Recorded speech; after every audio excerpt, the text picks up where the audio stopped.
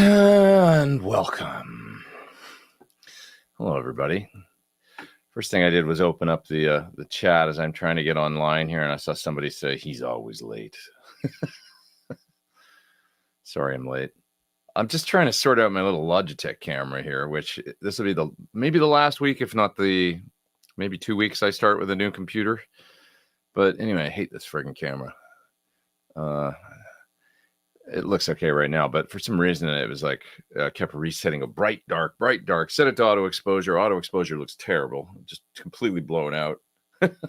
So I was dealing with that, and then I was dealing with a sound issue, and it's just one of those things. Anyways, it is what it is. Somebody says punctuality, dude, miserable turd.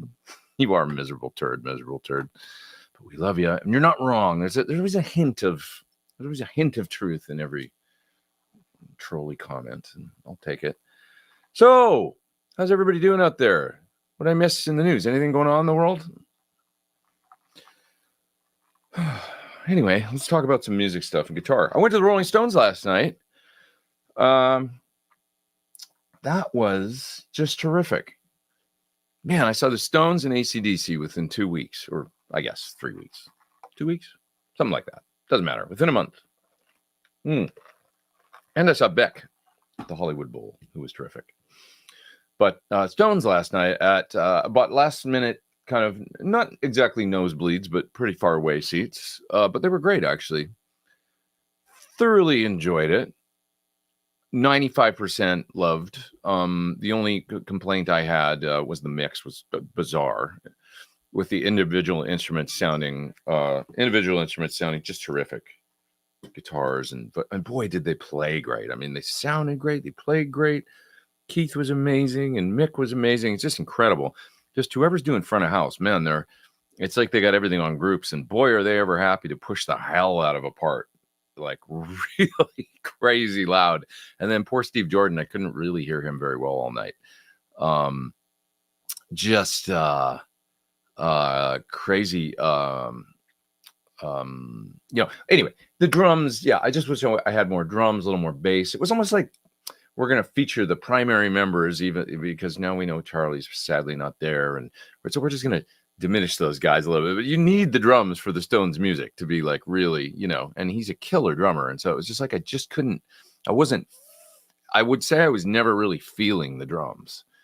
So that was the only complaint I had. Other than that, I mean, Keith, boy, oh boy, he's taken flack in the past for being, loosey-goosey or whatever. That's part of his sound. But it's like he was like a great Keith Richards last night. And his singing, man, how does he, he's a really, I love Keith's voice. So that was a highlight for me, because he sang Little TNA and he sang another tune. So it just sounded great. And Mick was like, what do you say? I mean, he sings as good as he ever did. It's incredible. It really is. So I really, really enjoyed it, and I enjoyed the venue too. I really enjoyed the SoFi Stadium here in LA. It's a really nice place to see for a show like that, a stadium show. I think I got a little lucky with where I parked and the in and out and everything, because it was really quite easy to get in and easy to get out, which with probably 50,000-60,000 people is saying a lot.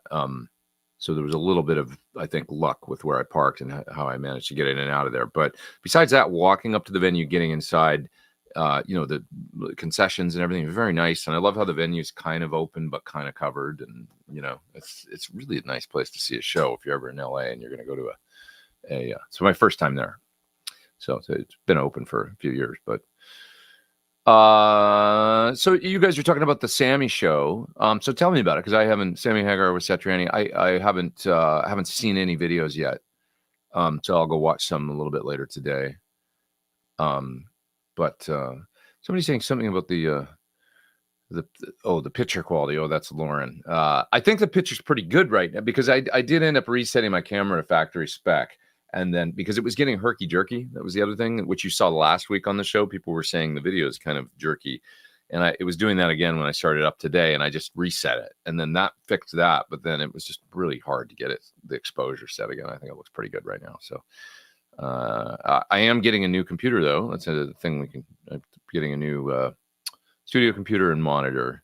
So I'm looking forward to that, and that should be a step up, I would think, as far as I've got this, one of those new top line Apple monitors and stuff, and I'm sure the internal camera in 2024 is absolutely brilliant. So this shows to start looking pretty cool. But anyway, that's a lot. What else are we talking about here? Same thing when I saw the Stones here. Funny sound. Keith is sober. Is he? He's just, I mean, that's terrific. I think, at his age, that's a terrific, the guy made it. I mean, he's like, he wins no matter what, but I think it's a terrific thing to prolong your life. And, it's, everybody makes their own personal choices with that stuff. I'm certainly not a sober guy, but maybe someday, and I think when you get older, I've been reading a lot about, effects of alcohol and stuff as how it's like, riskier the older you get and stuff like that. And so I think that's a strong personal choice. We're going to commend him for that. Boy, he sang, I mean, his pitch and everything, he was just like, is exactly what you would want Keith Richards to be last night, which is just at their age and stuff. It's commendable. He was incredible. I mean, his voice was as great as I've ever heard it. And there's no BS going on with tracks or anything. You can tell that, he's just rocking out live and doing improvising and doing his thing. And he just was a great Keith Richards last night. So it was terrific. Ben Tom says he works out every day like a fiend. Does he? That's really interesting. Well, that's good to hear. I mean, that all makes sense. I could imagine Mick doing that. But I guess I don't follow the day-to-day of Keith Richards and Ron Wood and stuff that much. But yeah, Todd says I love Keith's voice too. It's really cool. Yeah, with Waddy Wachtel, the expensive winos and whatnot. They're really cool. I saw Waddy actually in some videos last night, was playing at Hyde Park, I think, with Stevie Nicks. So, and she sounded really good too from the videos I saw. Anyway, it's great to see these folks out doing it. And yeah. Braxall says the Van Halen tribute show sounds really good to me. I'm going to check it out. I'm going to go listen to it later. Check out what that sounded like. Yeah, Rick says, sorry for being late to the Church of Thorn. Well, Thorn was late too. So here I am.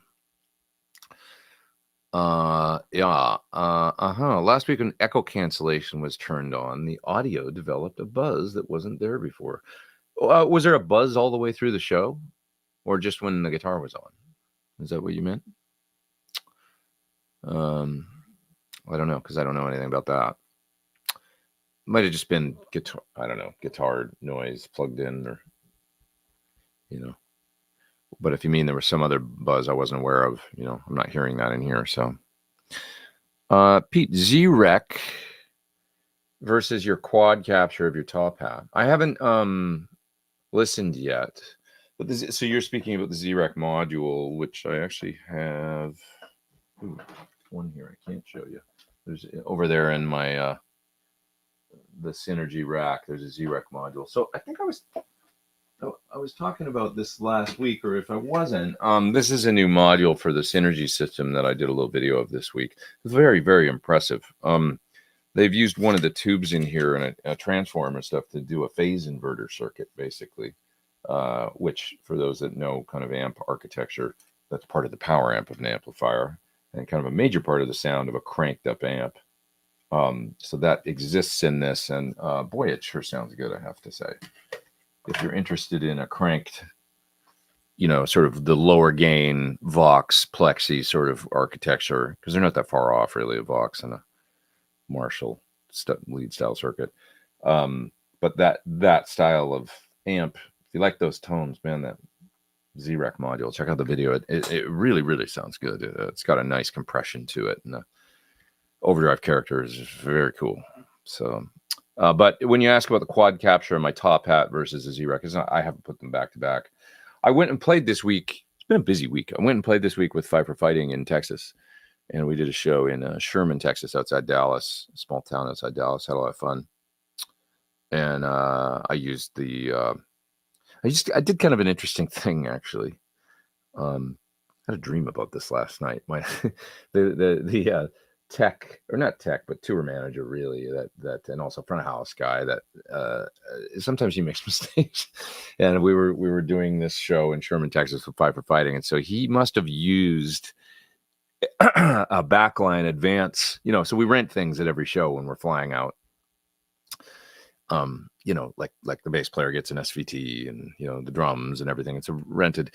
Well, he had 3 deluxe reverbs sitting there for me when I showed up, which that wouldn't have been the backline for Five for Fighting guitar since the last guitar player, Greg Saran, he used to use deluxe reverbs, I do believe, with the pedal board. So I showed up and there's these 3 deluxes sitting there, and I looked at the TM and I said, dude, where's my Marshall cabinet? Because I use the Quad Cortex into 2 Seymour Duncan power stage power amps and just go stereo into a Marshall cabinet just for my on-stage monitor. And it's not mic'd because the 2 XLRs are feeding front of house out of the Quad with IRs, right? So anyways, it's just for my on-stage sound. So he looked at me and goes, oh, I thought you used these. And I'm like, no, dude, it's been a Marshall cabinet. Like, you've been with us since I've been doing it. I mean, it's been 2022. And whenever we would do backline, it was always a Marshall cabinet. He just looked at me like, so of course with the deluxe reverb you can unplug the internal speaker. So I just pulled the internal speakers, and the cables were just long enough to reach the Duncans if they were sitting on top of the deluxes. And I actually had 2 deluxes spaced real wide, just using the internal speakers, with the Quad feeding the Seymour Duncans and then those speakers in the deluxes. It sounded fine. It was cool. Just a different way to go. Adapt, overcome. Of course, I could have just gone direct and listen to my monitor with the guitar coming out of it as well, because I have a wedge. So it was no big deal, but I did give him some shit. And then I had a dream about it last night about, I have a lot of gig dreams. I don't know. Do you guys have gig dreams or work dreams? I'm sure you all do. School dreams, gig dreams, work dreams. So I had a dream about getting to a gig and having it happen where he'd screwed up the back line, and I was like really railing on him, which I never do now in real life, but it was like happening in my dream where I was just really giving him hell, about the back line being wrong and stuff. Anyways, oh brother, it sounded fun. It's actually kind of cool, because I sort of looked at it. Well, this will be fun because it's like 2 112s with open backs, which works well for that music anyway. And it's kind of like a Vox sound running into a deluxe reverb speaker. It'll work great. So nobody cares. All good. Yeah.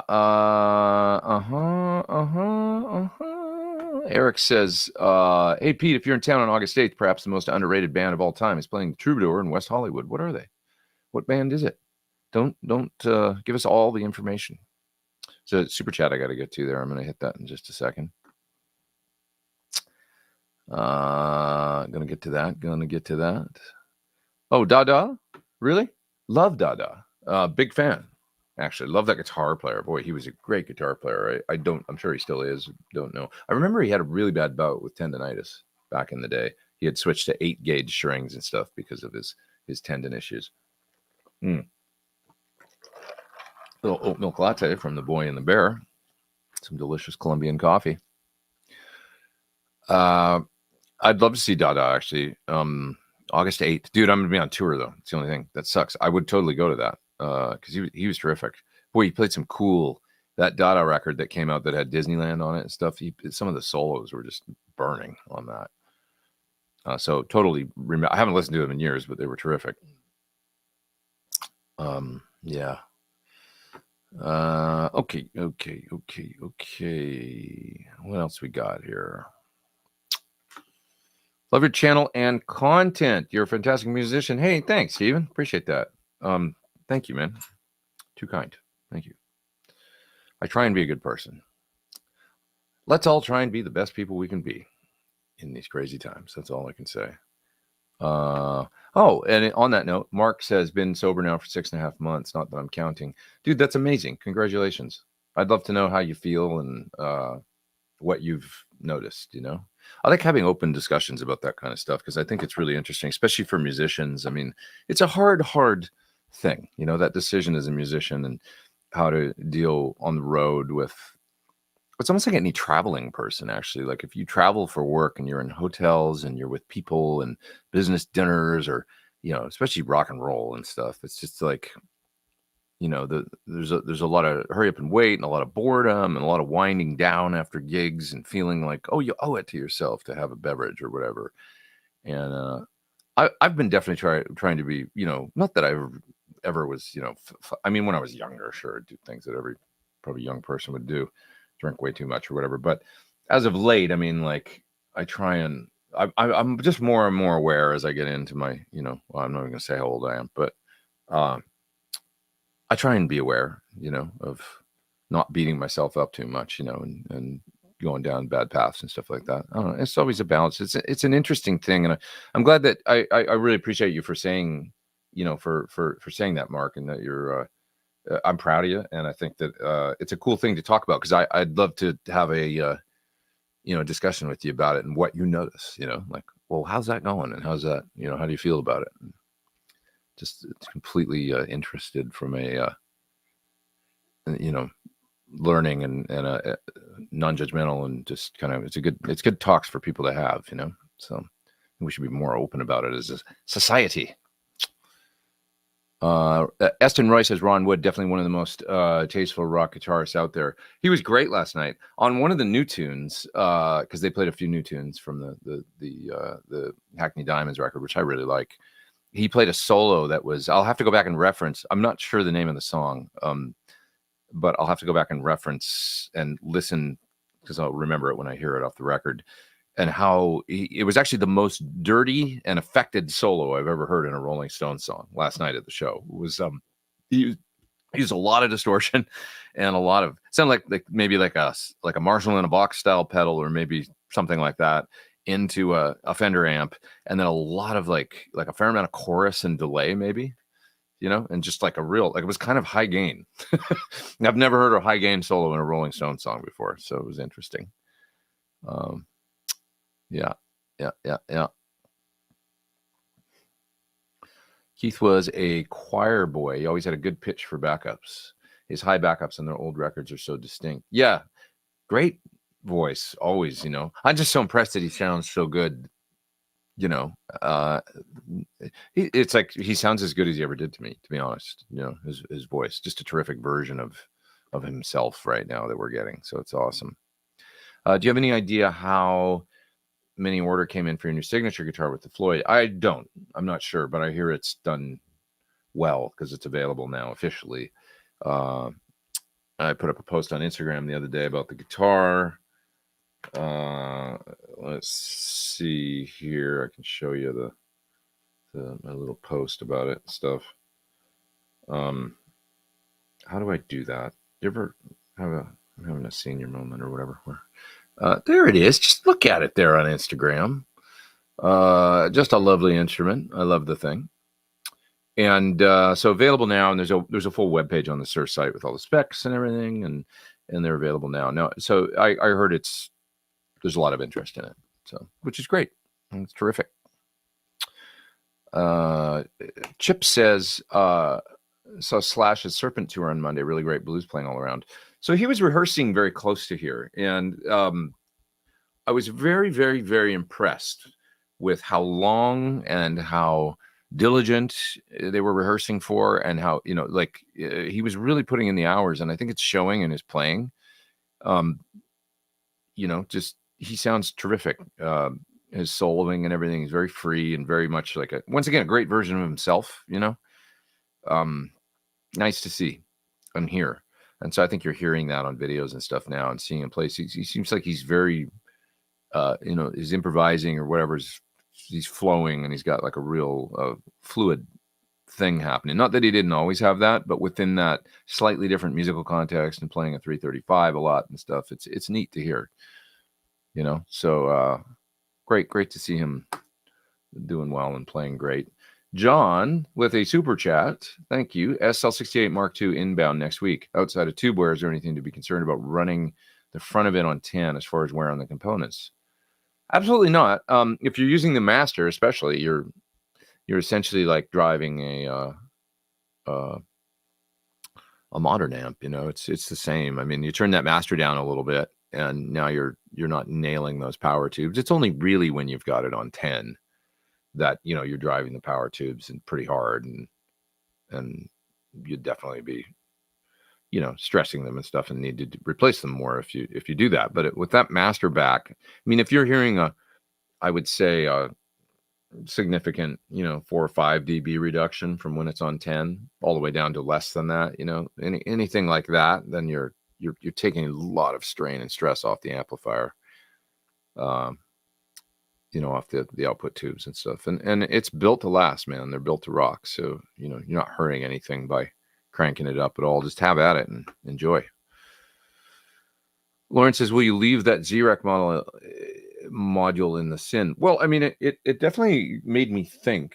Like, it actually made me think about next year with Classic Rock Show, like, maybe do I incorporate one of those little single chassis modules to get some of those Vox style sounds? Because there are a few, like if we play Queen, or if we do just certain things, Stones and stuff, actually, you know, it'd be great for that feel. Right now, what I do is I use the clean channel on the PT100, and then I use the unobtainium pedal from Crazy Tube Circuits into it, which is unobtainium is kind of a Dumbly amp side, so Fendery distortion. That actually sounds great. We did Somebody to Love by Queen last year on that tour, and I used the Boss, what's it called? Combo Drive? Yeah, BC2, which is a pedal that's been out for over 10 years, and it's kind of one of those Waza, or not Waza, what do they call it? Cosm, you know, modeling distortion pedals. And this was the Voxy one. And it actually sounds pretty good the way I had it set into the PT100. So I play any videos, if you've seen of us playing Somebody to Love, that would be what I was using on that. And it's cool, you know, but I do think the module, for instance, the Z-Rec module would be kind of next level, like closer to the Vox sound. So for that particular type of stuff. So, you know, we'll see. Might do that next year.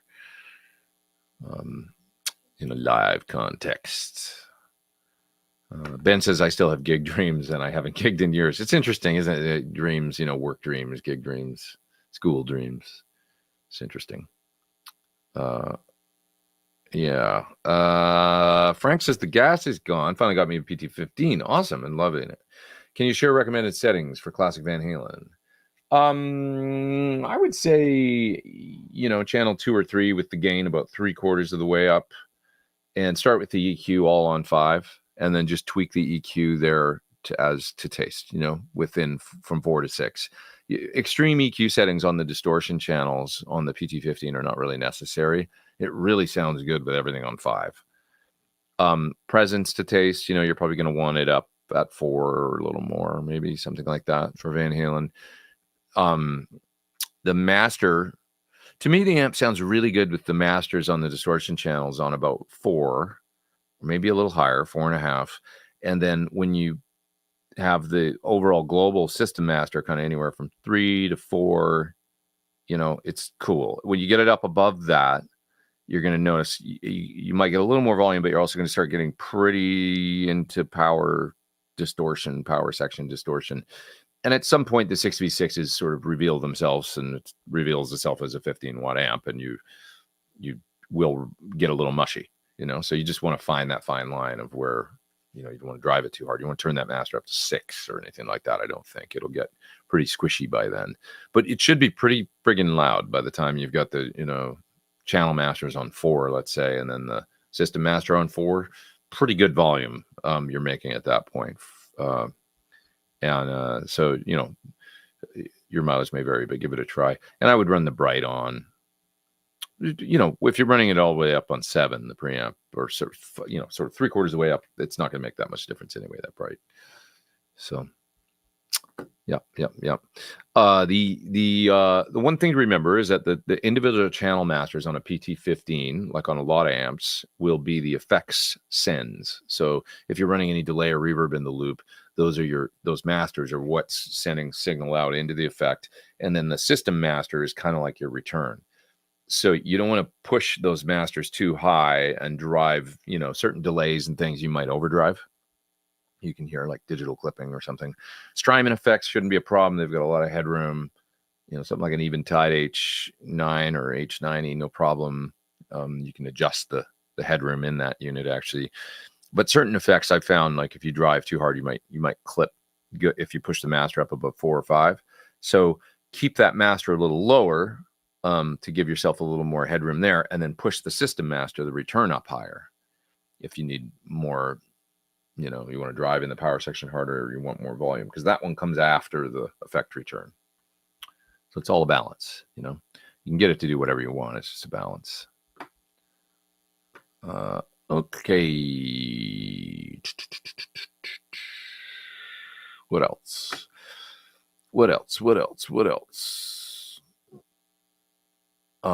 This is cool. Chance had a dream that he played Gimme Shelter with the Stones, and it was coming out like the original, creepy and vibed. Cool. It is such a vibe, that song. It's such a vibe. The background singer, or she took lead on that, last night. I'm sorry, I don't know her name, but with the Stones, I know Bernard Fowler, and I've actually did a track with him once, the other Stones background singer. But the woman that was singing last night, I'm not sure her name. She was terrific, but man, she looked possessed on that song. Like full on, like, I don't know. Maybe it's that I'd seen that creepy new Nicolas Cage movie the night before, Long Legs. So I had that fresh in my mind, because that was it's about a Satan worshiping serial killer. But she looked like really possessed on the song. Like, and I was like, whoa, it was almost scary. But she was great. Killed it. Super good. Okay, I'm going to try and move down through the chat a little faster here, if I can keep that going. Let's see. Let's find something else to talk about here. Is there anything that sounds as good as the Power Station that's less money? You might look at, depending on your size of amp, the Tone King. There's a smaller Tone King passive attenuator. It's really quite good. Is it passive, or does it plug in for some reason? I don't know. But the bigger one does take power for some reason. I don't know why. I don't think it's for the attenuator. It might be for something else, but it doesn't matter. Tone King attenuators are the sort of the closest thing I've found to the Power Station. They're a typical attenuator, but like they suck juice off the amp, and then there's no power amp or anything. They just send some signal through the speaker. I've never liked that method as much as the load reamp thing that the Power Station does. But for what they are, the Tone King ones are really quite good. The best one I've heard, I think, for an inline attenuator. So look at those two. They make a smaller one that would be less money for sure, I think, than the Power Station. But it's only rated up to maybe 50 watts or something. I'm not sure the rating on it, but you got to go look at the website to see. So that would be the only thing that I can think of. Other than that, I think the Power Station is kind of a like, I would say, best to save for that. Get one of those. Yeah, the PS2 is great too. The older one, the 50 watt, really good. The PS100, the newest one, probably the best. But the PS2s were no slouch. They sounded really good, terrific. So maybe you get one of those used secondhand or something. That would be an option as well. Yeah. My knees hurt says, we know how old you are, dude. Well, there's probably a lot of people here that don't know or care. So, let's not spoil it for them. Or me, rather. I don't know. For me to think that anybody would care, I don't know. That'd be silly. I guess who cares, really, right? All right.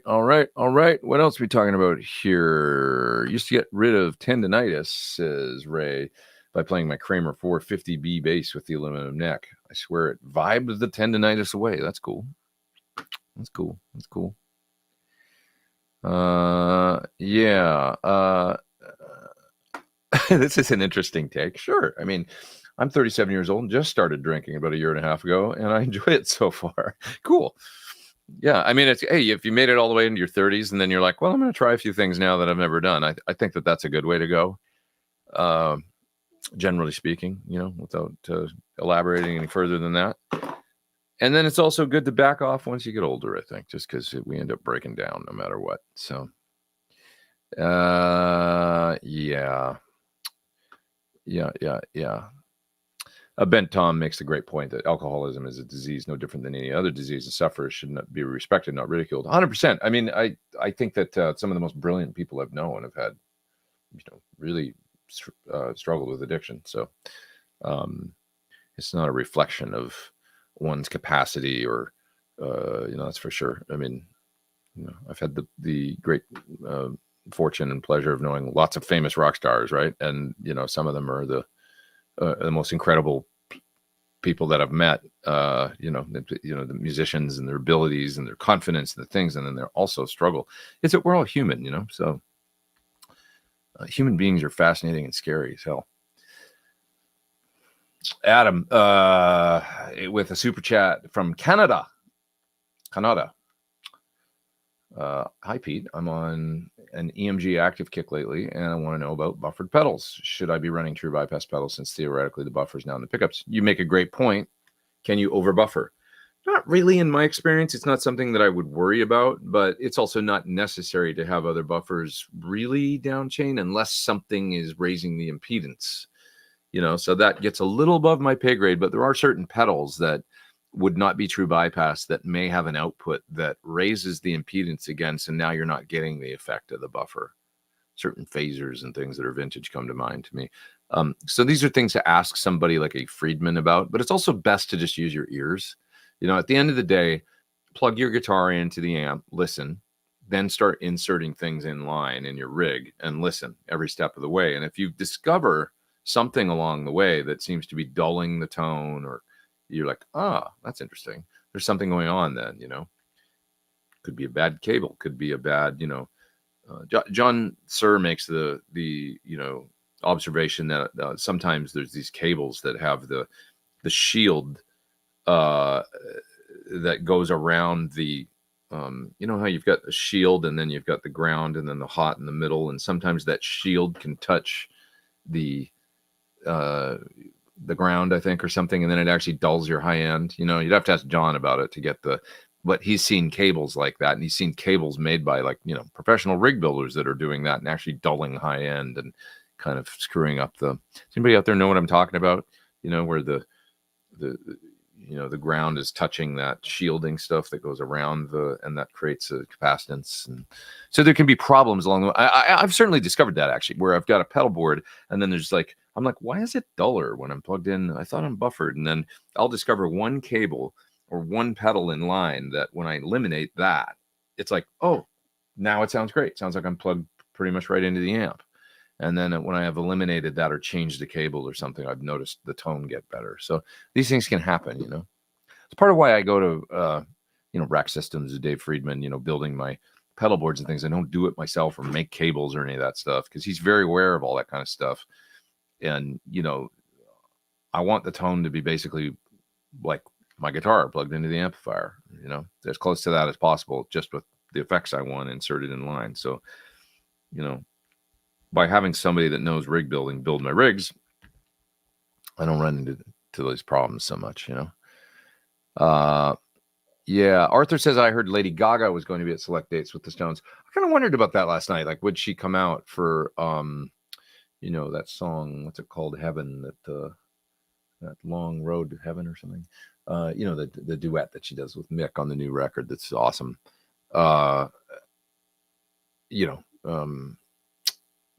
Thought I might see her last night, but no, not in LA. Maybe New York or something. Have they already played New York? They probably have.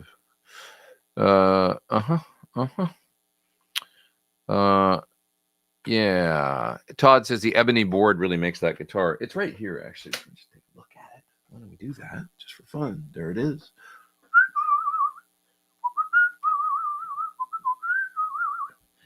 Look at that board. Yeah, I gotta say, I mean, the main consideration with this guitar for me, not the main consideration, but a major consideration was the aesthetic of keeping everything dark, and I love rosewood, probably my favorite wood for fingerboards, but you can't always get it. You can't always get what you want. Right? So ebony solves the problem. And ebony's great too, especially for heavy tones. I kind of I always come back to my old Les Paul Custom. That's just a straight up standard USA Gibson from 2000 that is, ebony board and everything. That guitar sounds amazing. So it's awesome. Yeah. All right. Chris says, did you notice how many times Daryl Jennifer changed basses? I think you meant Daryl Jones. Lots of different sounds. Yeah, he did have a lot of different sounds, and he's amazing. Just awesome. Really want the charcoal signature guitar. Not keen on Floyd's though. You can get it in that finish, just with the regular bridge. That's the PT HSS standard, and you can get it in the charcoal finish, the sparkle. So, if that's something you're interested in, go for it. They're out there too. You can find them. There's plenty in shops right now. A lot got made at once, and a lot of dealer orders got fulfilled all at once. So there's quite a few of them are available. So there's a store in St. Louis in particular that has a pretty good selection of my signature models in stock. Maybe hit them up if you're looking for one. Pretty easy to find. Sir Dealer, St. Louis. Google search, you'll find it. I'm sorry, I don't know the name. I should know that. Save $5,000 a year when I quit smoking, and that says trolls that I now spend on guitars. That's awesome. That's a safer habit for sure. The guitar habit. Dan says, hi Pete, word up from Minnesota. What's up, Minnesota? Good to see you here. And Chris Quinn says 18 years sober on 7/9 birthday month. Congratulations. That's awesome. Here's to you, man. And Doc Eye says, let's get support here. Doc Eye says, hats off anyone fighting the good fight with any substance abuse. That's awesome. A lot of sympathy and respect for those who struggle. I do too, man. 100%. Yeah. We're all just, imperfect, aren't we? And trying to make our way in this world. Do you think a UA reverse delay pedal would work with e-drums? I mean, probably, but I don't know how you would incorporate that. There's easier ways to do it. Are you talking about for backwards drum sounds? Because it's much easier to just reverse them in a DAW. If you're doing a recording and you want to do it, I don't know about live. I mean, that'd be a nightmare. But if you're trying to reverse a drum sound when you're recording, there's in Logic, there's a simple reverse, just flips the audio file. And then you just got to kind of cheat it to where you want it in your session. And I do things like that all the time, actually, for those sounds, you play a chord and roll the volume down on the guitar. And then you maybe do it again on another track and hard pan them. So now you've got kind of sound, and then you simply reverse them and you get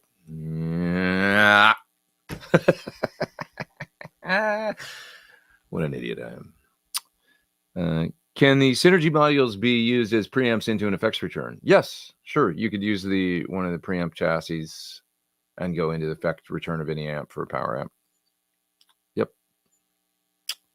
Or into a separate power amp, whatever you like. Do you have a warm-up routine or any exercises that might help us mere mortal players?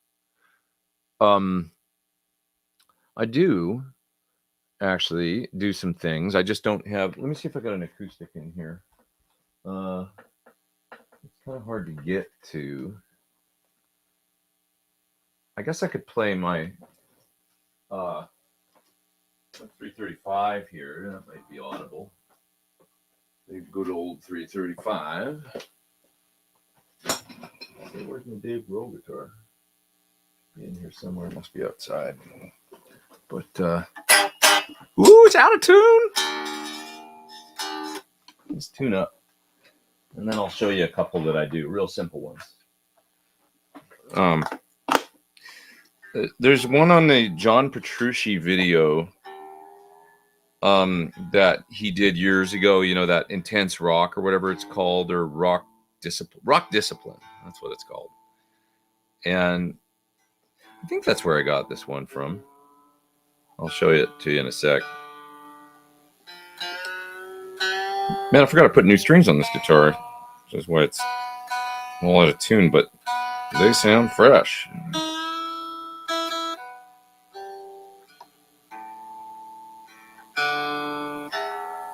Boy, this guitar's got tone, man.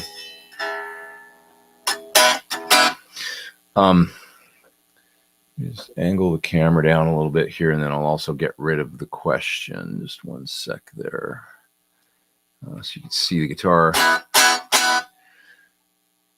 So before I start this, is echo cancellation still on? Let me know. Can you hear that okay? Just let me know if somebody in the comments there, if that's loud enough, or if I need to turn off echo cancellation. A couple private, or excuse me, super chats there I got to get to as well. Can you guys hear that?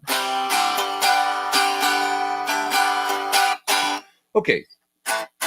Well, so the first one that I would do when I sit down is no great revelation. It's just one of those chromatic, you know, working up the sixth string, first fret, second fret, third fret, fourth fret, right? Down, up, down, up, down, up, down, up. That good old one that a lot of us do, you know. When you get to there, shift up a fret and reverse, start with a downstroke again.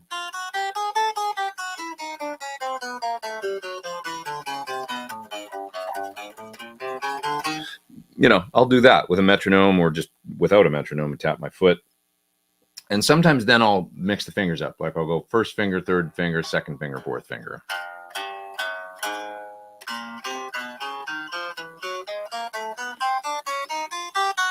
Or you could do any combination that you want. Maybe, you know, third finger, fourth finger, first, second.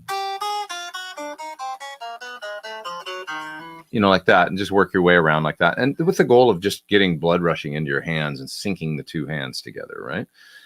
Now, one that I really like is doing some stuff that like some string skipping kind of stuff to get your hand used to moving around through the strings and accustomed to, you know, where the pick is supposed to land. So there was this is the Petrucci one. So think A major bar chord, right, in the fifth fret, and play the sixth string twice. So in other words, the note A on the sixth string with a downstroke, a downstroke and an upstroke.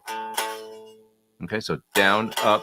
Now shift up and to the octave on the D string at the seventh fret, note A. So okay, so we're going to pick each string twice, down, up, down, up. Okay, now we're going to go to the fifth string, to the E note on the seventh fret, down, up. Okay, so now go up to the third of the chord. Okay, so that's the sixth fret of the third string. So back to the note A on the D string. Okay, so now down to the fifth fret of the second string, the note E. Okay, and then back to the third on the third string. Okay.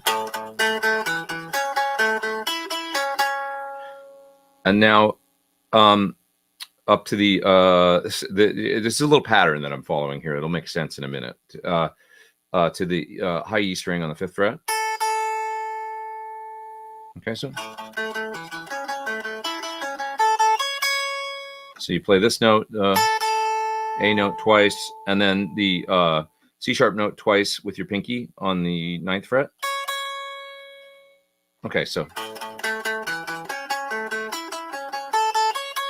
now down to the third of the chord and up to the fifth. So that's the third string, second string, down to the fourth string, and back to the third string, and the fifth string, and the fourth string. And that's the whole pattern. So I'm just going to play it slow, and it'll make more sense to your ear than it probably does me describing.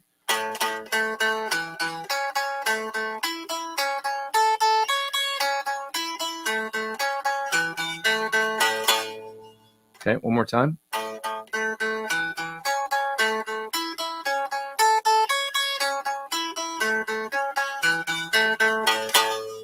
Okay, now shift up to the eighth position. Okay, to sort of C major chord. Same thing.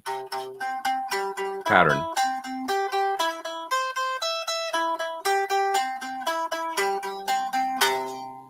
Now up to the 12th position, the E.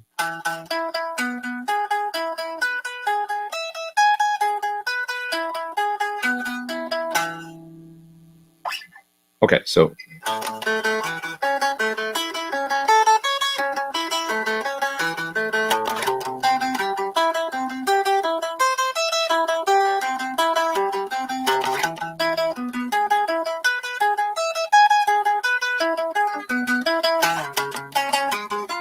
C sharp, F sharp, back to the beginning to A.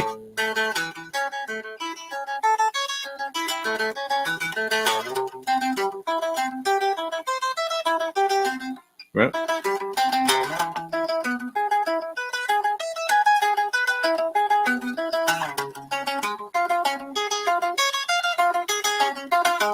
F sharp.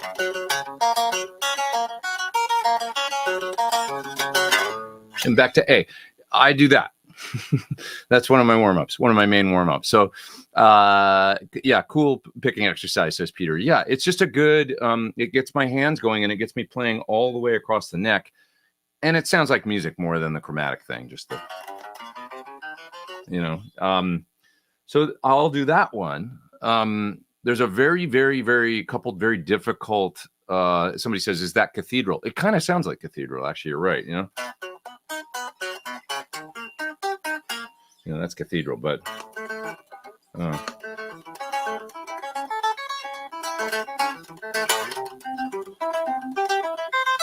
I don't know how Petrucci came up with it or came up with the intervals, you know, where you change, but it was a John Petrucci thing. And I quite liked it. And so I'll just sit backstage and do that. And I'll do it without an amplifier. You know, don't really need an amplifier. And I quite like it. So do you want to hear some of the other ones? I mean, I'll see if I can do them because they're hard, actually. Let me see. Oops.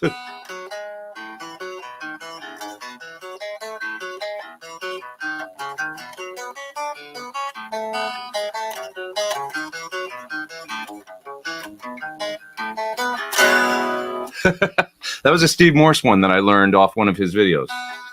Oh man, that's hard. What is it?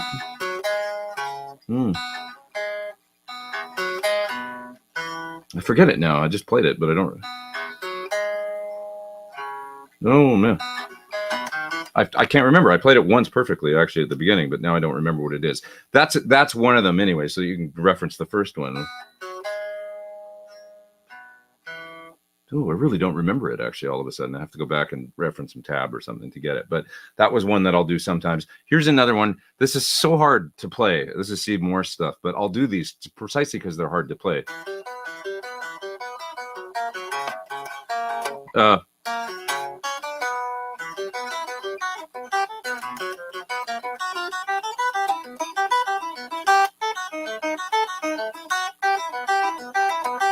So it goes on and on and on and on. And it's something that he did in Guitar Player magazine years ago. So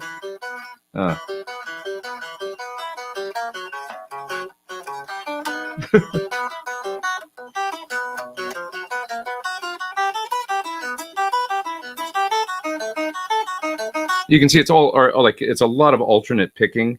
It doesn't follow any particular pattern or anything like that, other than it's strict up down. And I'll make mistakes like I just did doing it, but I find the act of just playing it, even at a slow tempo with a metronome, even the mistakes, warms my hands up into things that I'm more comfortable playing. Does that make sense? So,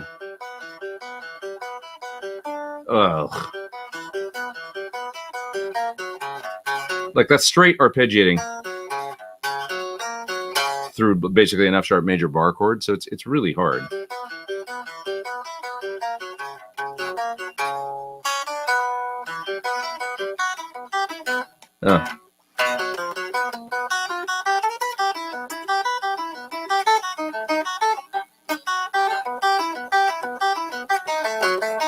Like this one's the hardest.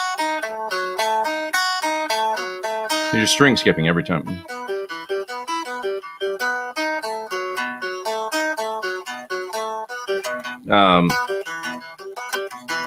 Cut.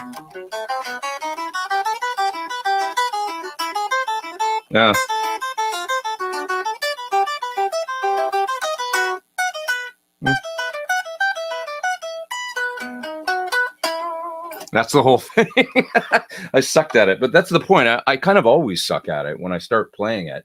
And then as I do it over 10 or 15 minutes, not only am I getting really warmed up, but it's a weird thing. It's a musical exercise. So it's like I kind of zone into it. And I'm like, oh, I got to get that part. And then I'll play it. And then I'm like, it's really, really hard. It's not fast, but I'm playing it. I'm trying to get it really, really accurate. And through the process of that, in 15 minutes, I'm super warm. And then my hands are like really, really good to go, because I would never play something like arpeggio. Like, I'll do an arpeggio like, I'll do it the way that anybody would, a sweep, something like that, instead of doing like, like I'm never going to play a B7 arpeggio like that. It's the notes of, like the bar chord position basically, and then picking them individually across 4 strings. It's very inefficient, but the act of doing it in this exercise helps me warm up. So if you could probably find some of these in old Steve Morse columns, like search Steve Morse warm up or something on YouTube or just on Google. And I bet some of this stuff pops up and you'll find it. They really resonated with me, his warm ups. Mostly because the first thing I showed you, the chromatic thing, yeah, that's great. It works. It works to warm your hands up, but it's not really musical. So you're not actually practicing music. And then there's something about, when you're actually practicing something musical, it gets you into a musical head frame or something like that. So I guess that's what I liked about it. But yeah. So the fact that you even know it is impressive to me. How long you've been playing? Well, a long time. I mean, I just learned, like I have like basically like, I don't know, 5 or 6 go-to warm-ups. The Petrucci one, the 2 Steve Morse ones. Like I say, sometimes I forget exactly how they go, and then I have to go back and I'll miss a note, and because you miss one note in one of those Steve Morse things, and you're off, from. But they just work for me. So yeah. Anyways, I hope that that's somewhat helpful. So nerd factor 10, yeah, hardcore nerd factor. But I hope it's somewhat helpful and useful for you guys. Favorite Martin acoustic? Well, I have an old D28 that was a gift from Chris Cornell, so that'll always be my number one, acoustic and an incredible thing that he did for me, So I love that guitar, and that means a lot to me. So okay, I'm gonna head back here because I missed 2 super chats I noticed as I was headed down to the bottom of the chat there. Here's one from Jay Busk. Thank you for the super chat. Appreciate that. How would you compare the tone of Steve Vai's and Richard Fortus' Jose? Oh, interesting question. So the Fortus one, Dave could tell you, what was going on. The Vai one was a little more. Something about the Fortis one. I don't know what it is. Maybe Dave knows what it is, but it was like you can hear in the video I did on it where I'm talking with Richard, where he goes 2K, and I'm like, yeah, 2K. I don't know what it is, but it's got this upper mid that's just like a sledgehammer, like the way that it pokes through the mix, and so that amp had that going on. I never A/B'd them directly. There's probably going to be more about them that's similar than different. Because I think I don't know if the Fortis one didn't have the saturation, whereas the Vai one, I think, did have the saturation mod that you could switch in. That's my memory of it anyway. So, the Fortis one was what Dave would call, I think, a 3-in-1 mod. But not even all of those were created exactly the same. Like the way the extra tube gain stage in the front end is implemented, the architecture of that could be different from amp to amp. So Dave will know the exact, spec on the Fortis one versus the Vai one, I would think. Either way, you're going to dig it. I think it's a hell of a fun mod. It's good times. So I like the Jose thing for sure. That's why I got it in this amp. This one has all the stuff. The Germino has the both masters, the ability to blend the channels, the gain boost, the all the stuff, the SAT if I want it on. Yeah. Okay. Let's see. Sorry, there's another super chat I got to run back and grab there, or at least two, maybe. Guitars for your project. Does it matter if you use a volume pedal, inline, or effects loop of amp for volume swells, etc.? Not for more or less gain. Well, you're not going to get more or less gain if you use it in the loop. If you use it in the loop, you're going to get just, most of the distortion's created in the front end of an amplifier. So so you're going to get, it depends on the amp. This is all relative, but for the most part, that's just going to give you a level change, all the way down to nothing and all the way up. But the distortion level will stay the same if you're developing any kind of overdrive in the preamp of the amplifier. The best way I can describe it is that the volume pedal in front of the amplifier acts like a guitar volume knob. If you're swelling into any effects that you have, that kind of thing, you are going to get more distortion because it's like affecting the output of your guitar directly. So it's going to be like a weak guitar output all the way down, and just, very, probably somewhat clean sounding, depending on how you have your amp. As you roll it on, you get more and more overdrive, right? In the loop, it's only going to affect the overall volume without those effects on the overdrive and the gain coming out of your guitar. That's going to be consistent. So it's two different things, but one is like the volume control in your guitar. One is like an overall volume control for your whole rig with the distortion intact, if that makes sense. That makes sense. I'm going to grab that other super chat right now, but Pete was fortunate to grab one of the Marshall Selection 100s in the amp, of course. That's not me, Pete, right? Or you're just saying you were fortunate enough to grab one. That's cool. That thing looks cool. The speaker sounds good from what I've heard. I heard Joe Bonamassa playing through it. There's another super chat there. Thanks for all the super chats, guys. Appreciate it. Send me that coffee money and I'll keep caffeinated and we'll keep this going. 293 people online. Great to have you all here. Just got a Marshall JTM 45, 2245 reissue and advertised power tube 5881, but it's shipped with 6L6. What do you think? Should I change them? Well, one man's 5881 can be another man's 6L6. I guess it's a little wacky these days. Like I would, the original amps had KT66s to be exact, which was kind of like a British 6L6, I guess you could say. So if you want to get really picky about it, find a cool, maybe some of those old Valvarts KT66s and throw those in there if you want to get super OG. Or the GEC ones, of course, which are probably $900 for a pair now or something, if you could even find them used.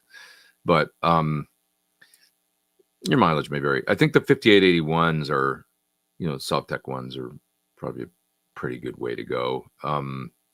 Maybe those new red bass tube amp Doctor, the PS Vane made 6L6s, those might be cool. You got to just try things until you hear what you want to hear. I probably would, if you like the sound of the amplifier, I'd probably just leave them, to be honest. If they're cool, whatever's in there, whatever it came with, probably good. Many times what things ship with these days is for a good reason. I'll just say, because of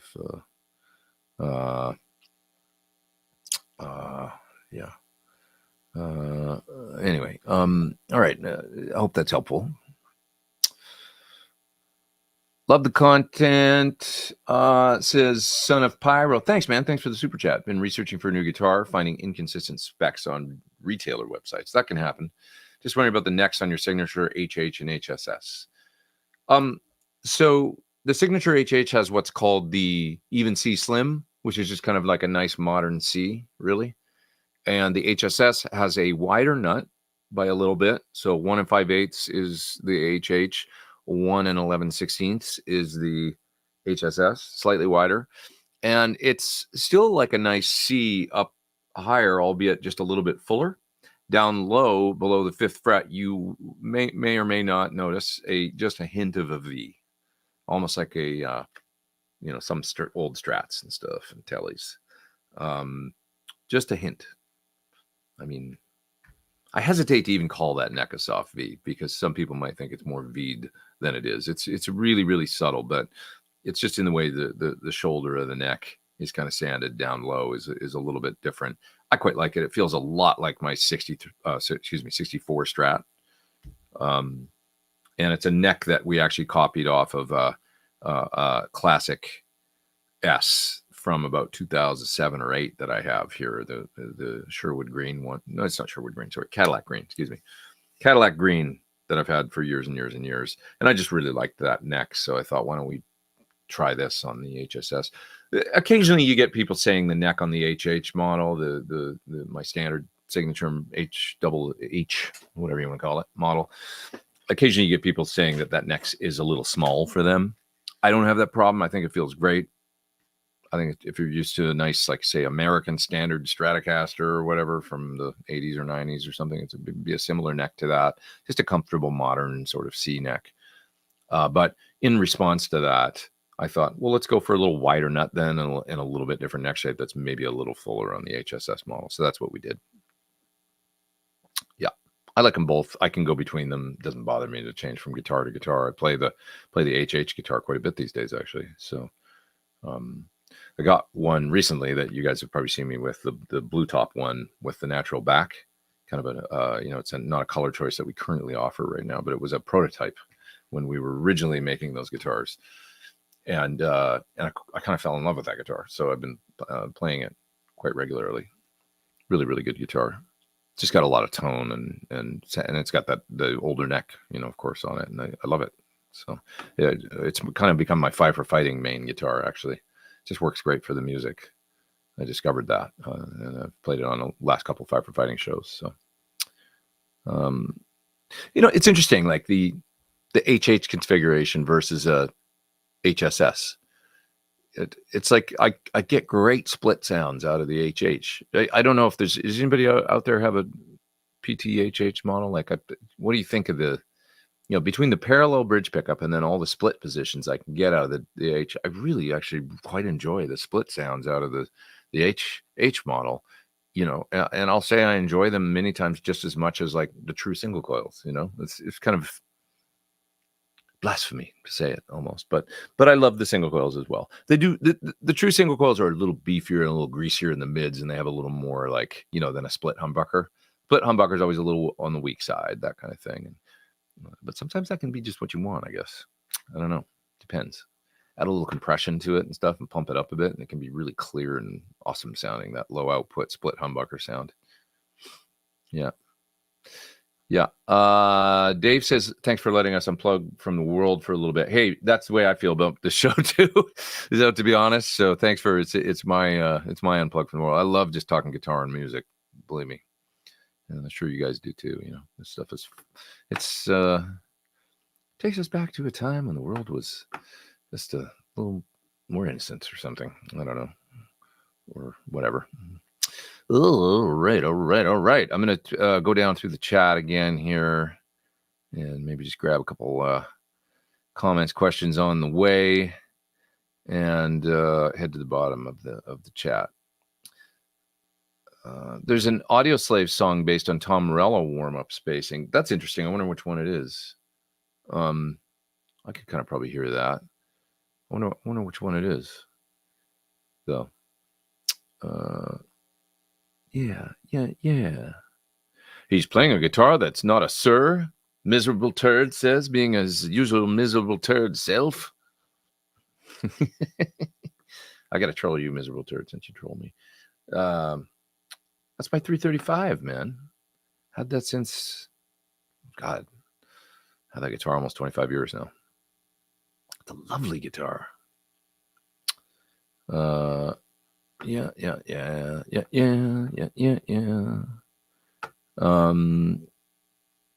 Have you seen the documentary, YouTube documentary on the fish market? No, are you talking about maybe the Tokyo fish market or something? I wonder if that's the one.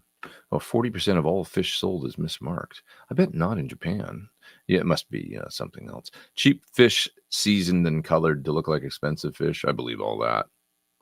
I mean, that's the whole, like, when you go to a Japanese place and they've got the imitation crab, it's pollock, right? It's like the poor pollock fish doesn't get its fair due. Can't it just be a pollock roll? Imagine being a fish in the sea swept up, killed for humans to consume, and then they say that you're an imitation of some other sea creature. You're going to take me and eat me, and you're not even going to tell people that I'm actually a poleaxe fish. You're going to say that I'm imitation crab. It's very offensive to the poleaxe. These are the things I think about from time to time. The hell does fish have to do with this, says Scott. Thanks, Scott. Thanks for... I need you sometimes to pull me back into center. Appreciate that. Appreciate that. By the way, guys, I got to give big props here to... I've talked about this a little bit already, but I'm just showing you a picture here of my sexy new barefoot monitors. Oh my God, these things are life-changing, man. Love these. So Adam, A7 user for years, loved those. They were great. These are just next level. And every day that I come in and I warm up the studio here and fire up the DAW and all that and listen to these things, I'm just like, thank God for these speakers. They are just absolutely fantastic. So get big props for these. And they're not crazy money. They're $2,000 a pair for these barefoots, which, if you know, that's like a little bit more than the Adams, a little bit more than you would pay for, you know, your average Focals or Dyne Audios or something of a similar size. A little bit more. I'm talking $500 more than my Adams. I think those are $750 each. These are $2,000 for a pair, $1,000 each. The best sounding near fields. There can be no best, but they're the best. I love them. So good. So if you're looking for a nice upgrade for your studio, you know, having great speakers is so important. Like hearing things properly, if you're doing any kind of serious recording or anything like that, or even semi-serious recording, is, if you can't hear what's going on, then, you know. Steven says regarding those exercises, that is a great exercise, definitely help with finger independence and syncing the picking and fretting hand. Yeah, just getting the blood flowing in the hands and moving around the neck is what warms me up, you know. That's it. Just simple stuff, you know. Yeah, this is a master class in guitar humiliation. Yeah, I humiliated myself when I couldn't remember I played it once, right? At least the Steve Morse. I'm really thinking about it. What the hell is that? What was I screwing up on there? I can hear it in my head, so. Oh yeah, is it? That's it.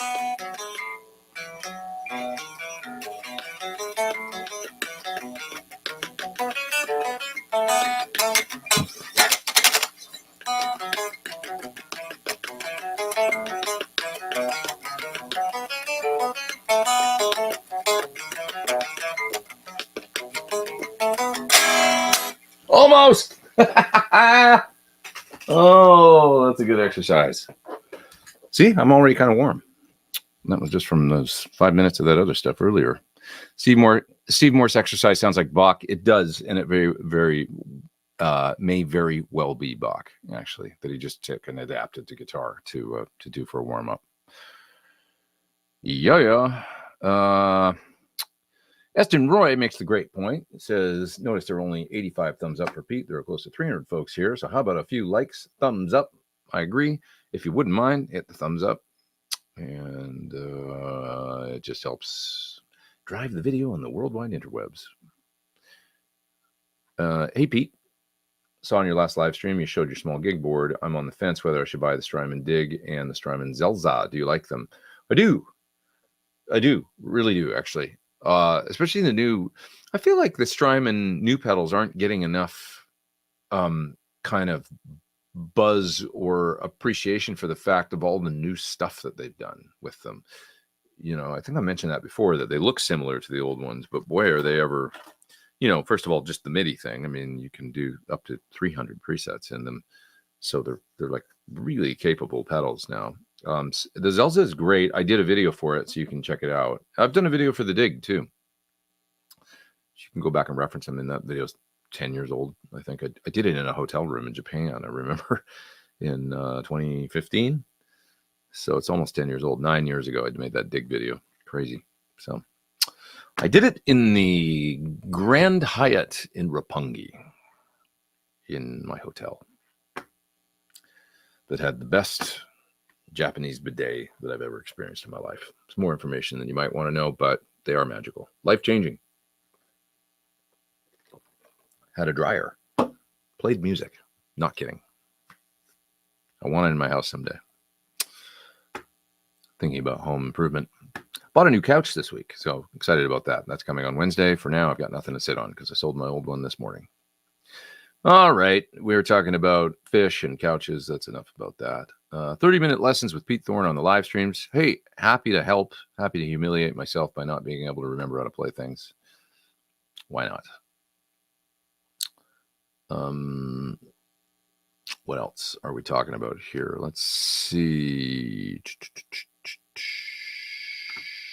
My knees hurt says, I find most of my time. You're being an Eeyore there, my friend. I find most of my time doing these stupid exercises. Or you didn't say stupid. You said stupid later. I can't play any songs. I just do stupid finger exercises. Dude, sign up for Justin Guitar. He's got a repertoire course for you. It's all about this. He says, you got to know some songs. He's like, people come over and they're like, play us something. You're like, I don't know what to play. I don't know any songs. Play us some songs. I've got a couple that I can fall back on. If I'm at an open mic or something, or somebody's like, sing something, I can do some Neil Young. And yeah, a couple that I can do. I can do Blackbird on a good day. Little repertoire. That's all you need. Learn Blackbird.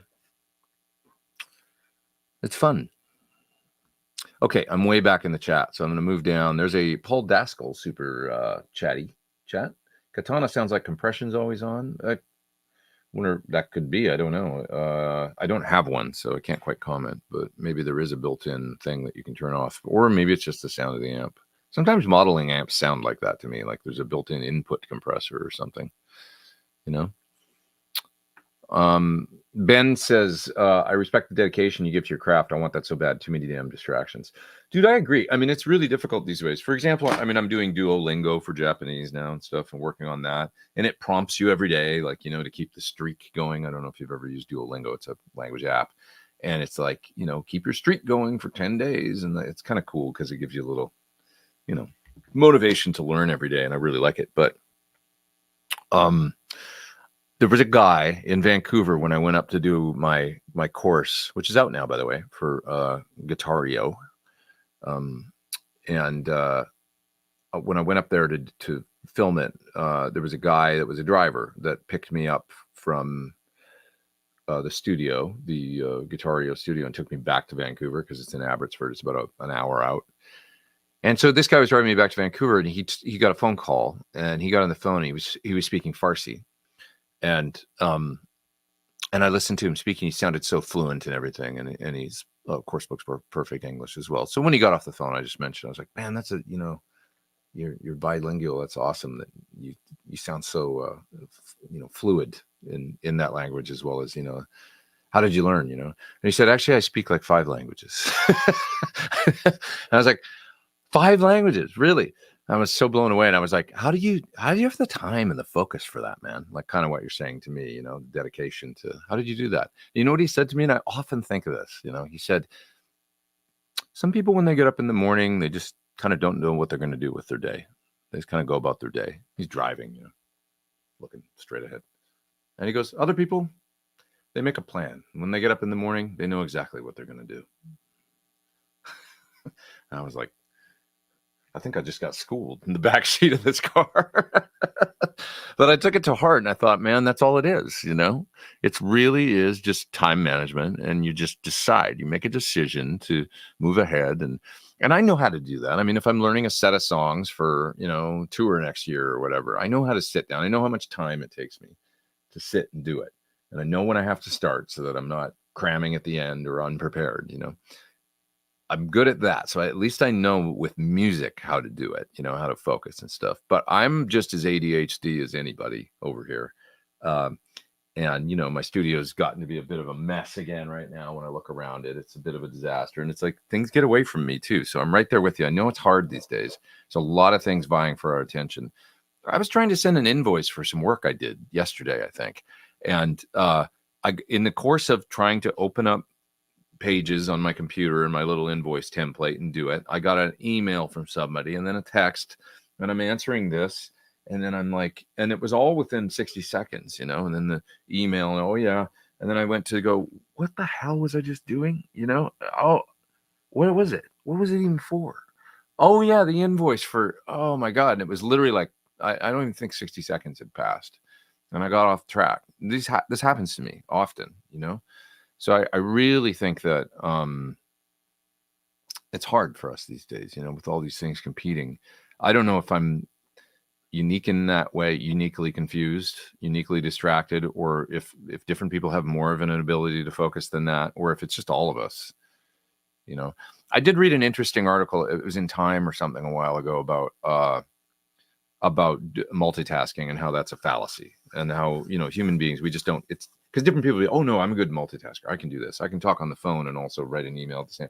Yeah, it was like, no, actually, nobody can do. We just don't have the capacity. It was a scientific study on multitasking and how much of a reality that is, and it's not really a thing. So it kind of made me feel a little better, actually.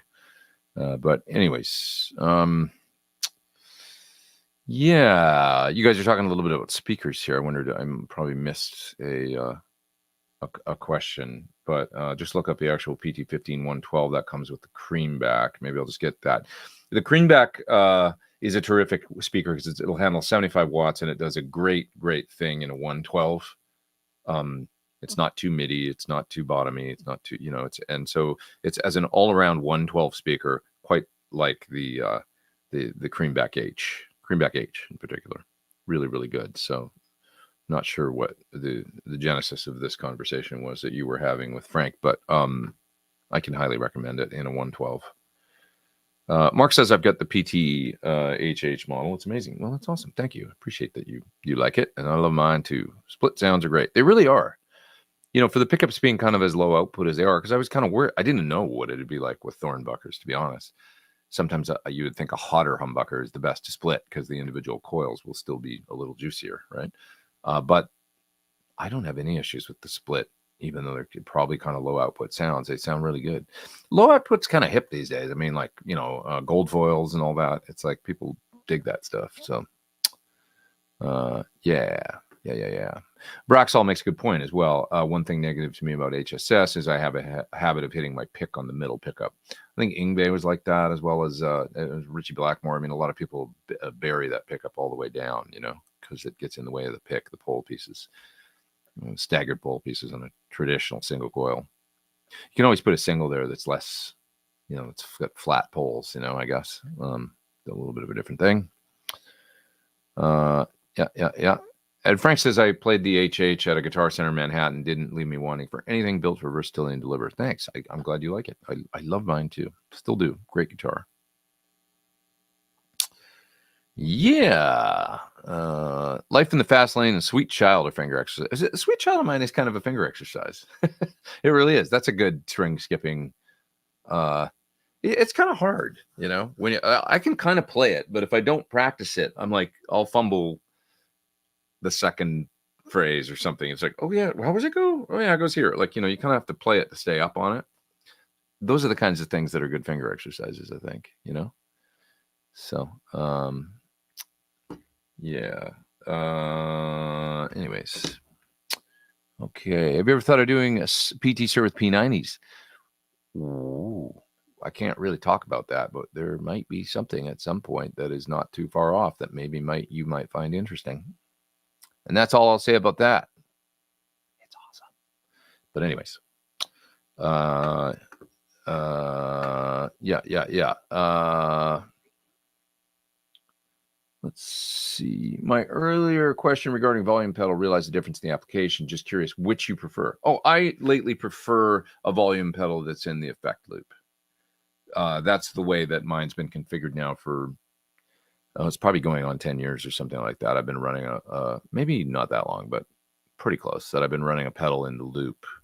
I used to think I wanted it in front because I like to kind of like be able to vary the gain going into the amp, and get more distortion a little bit. But then I went, I'm going to try it the other way and just try putting it in the loop. But and I quite like it now. in the loop. So you guys are talking about different monitors here, studio monitors, focals. I like focals too. I've heard them, quite enjoyed them. I've mixed on them. Thinking of Barefoots and focals, went with focals and love them. I like focals too, but these new Barefoots are, I don't know if you've heard these or not, because they're pretty new. The new, I can't remember exactly what they're called, to be honest, but they're the 3-driver, near field, and they are just killer, like really killer. My faves. Okay. What are the specs of the Mac? Need to bite the bullet and replace a really, really old Mac Mini for my DAW. So the Mac I got is the newest Studio, which is still just an M2, but I'll use that for a number of years, I'm sure, and it'll be just fine. It's a terabyte internal drive because I like having some space, because I'm constantly like my current computer's got a 500 gig drive, and I'm always like 40 gigs away from full, and trying to eliminate things, and it drives me crazy. It's just because I'm constantly moving files around, and it might not be the most efficient way to do it, but I'm like, many times I'm pulling files off my phone, or like quick videos I did or whatever, and I'll just, even though it's probably synced in iPhoto, I'll literally just send it, via AirDrop from my phone. Say I do a pan over of a pedal or something, right? And I'll send that video to my computer to throw in a YouTube video really quick. My computer gets loaded up with those a lot and takes it. And then I delete them all eventually, but it's just helpful having a little more space on the computer. So that's why I did a terabyte drive, terabyte SSD and all that in the Mac Studio. And it's going to have a whole bunch of ports and all that. So it'll be great for, I don't need to, I've got a dock here that's just kind of a crappy one that's got my iLock plugged into it and stuff. I shouldn't need that anymore and stuff. So it'll be nice. And then I've got a brand new Mac, HD, whatever, super amazing display. So the Mac, it's basically like a straight up, the basic Mac Studio, but which is more than capable enough for stuff that I'm doing, I think. So.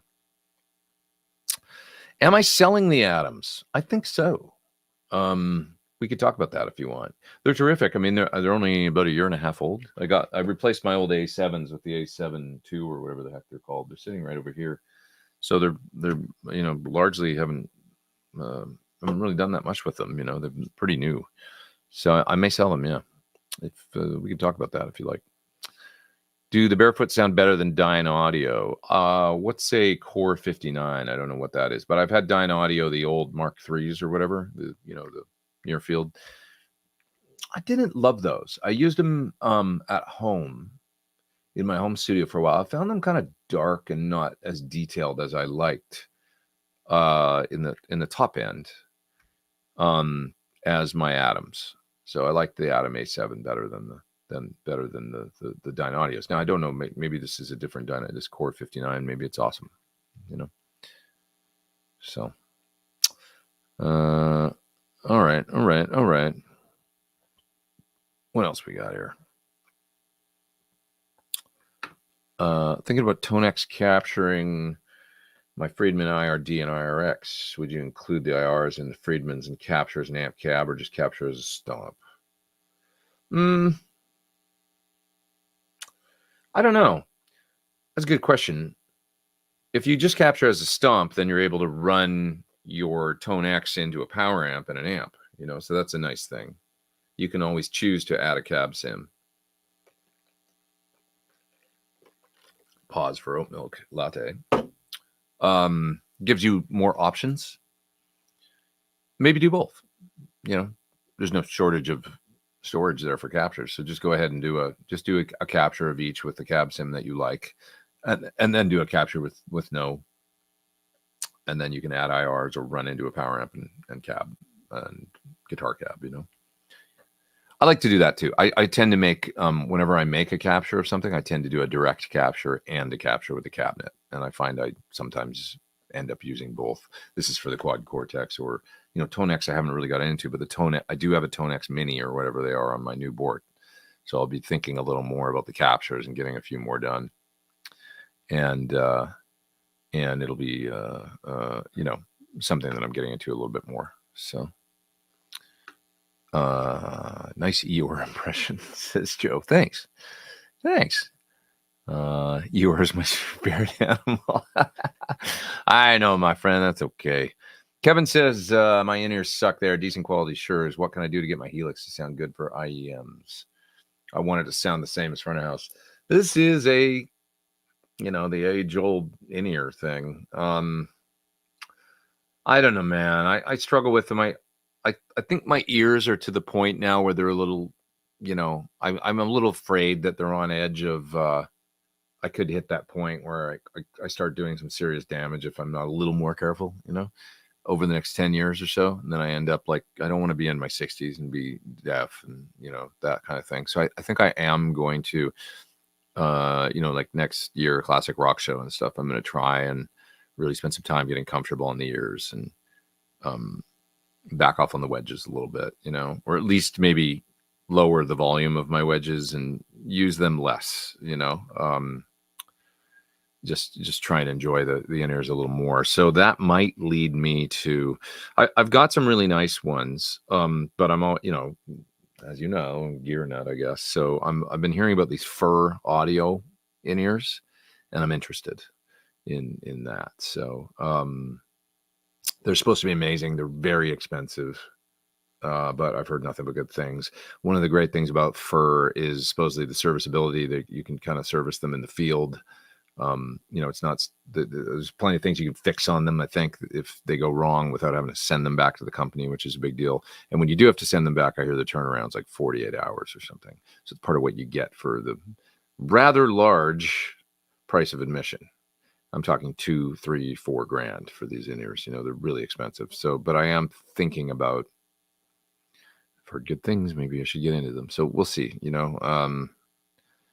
but anyway, Fur Audio, FIR, I think that's what they're called. So I try those. I mean, I know you've got the Sures. That's kind of, they're a good basic in-ear. There's a lot of talk about in-ears online as well, like the generics and stuff, like some that you can get from China that you can order on Amazon, and some people use them, they order them and use them as their backup pair, spare pair.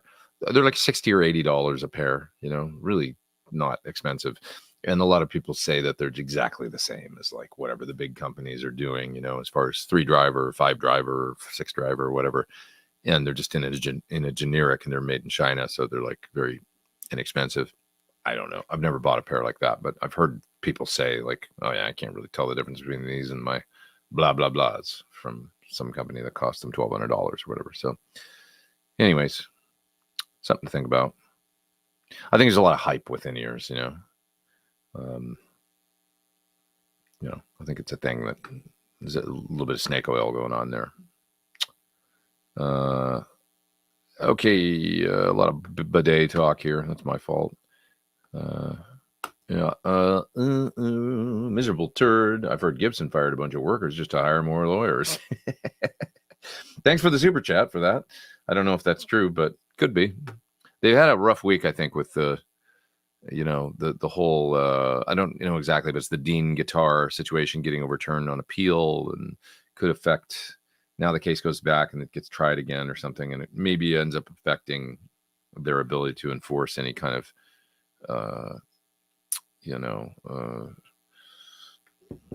what's the word I'm looking for?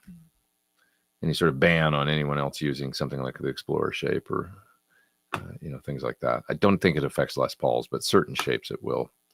So we'll see how that shakes down. Fatback Funk says, regarding your demo videos, do you compose each piece of music with a particular piece of gear in mind? Yes. 100%. Affects how I write. I always try and plug it in and listen to it and go, what sort of riff or chord progression or vibe does this thing inspire? And it gives me a neat kind of, it's like a fun songwriting exercise, for me.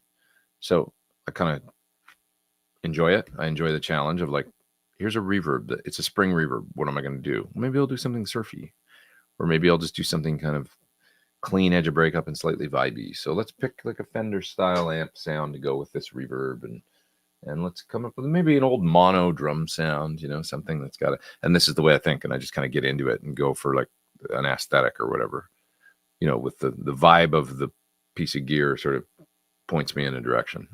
It's a fun thing. Music is like no rules, but then having parameters work within at the same time is kind of fun sometimes. I feel like I didn't answer this question beyond saying spend money for more expensive in-ears. So I want to give you a couple more pointers. What can I do to get my Helix to sound good for in-ear monitors? EQ, I want it to sound the same as front of house. Something I find with a lot of in-ears, just a couple other pointers, I find a lot of them are kind of dark sounding.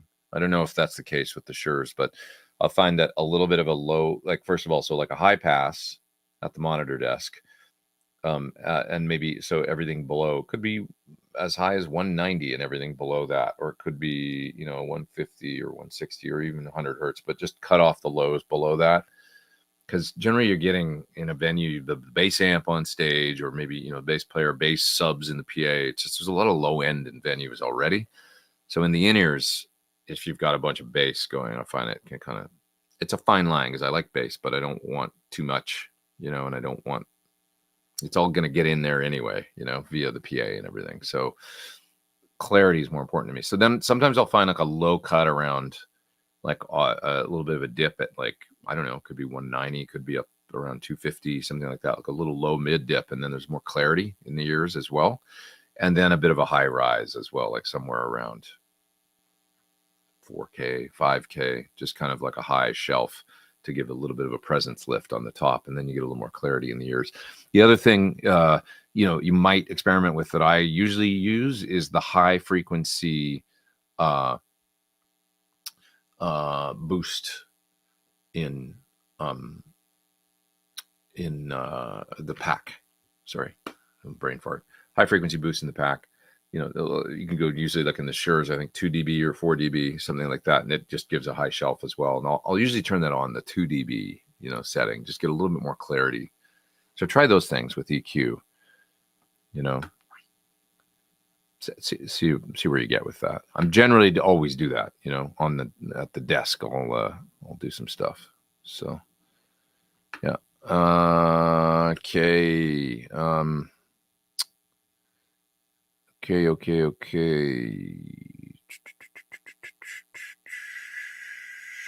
Headed down through the chat here. What time is it? 1:37. I'm going to go for another, I don't know, at least 20 minutes or something like that. Was it 1:32? Yeah, I'll go for another 25 minutes. I'm like, we'll go to 2 hours. I haven't loved the Thornbucker bridge, but prefer it in parallel to any variation of split. I would agree with that. It's killer in parallel and gives me all the twang and snap and all that stuff that I need. I like the Thornbucker neck split. It's really cool. But yeah, the bridge pickup, I like a parallel bridge. I just like the sound of a parallel bridge pickup. It like not even as a, I'm trying to do a faux single coil. I just like the sound of it as it stands alone, as it's supposed to be. So it's just cool. Have you ever experienced anything like a writer's block, and is there anything you can do to work through it? That's a great question from Son of Pyro. Thanks for the super chat. I think that some of the things you can do are try and play to a different groove. So have a drum program or something, drum machine, drum program, Logic, Apple Logic Drum or whatever it's called. Get something like that going, or if it's Stephen Slate drums or Easy Drummer 2.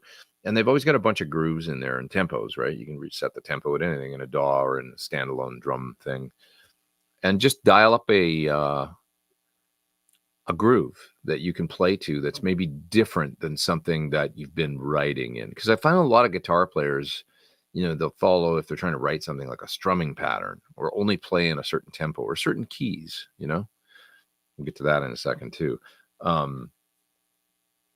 I'll get, let's just do a little experiment here. Show you something. But I need an acoustic for this for sure. Takamine here.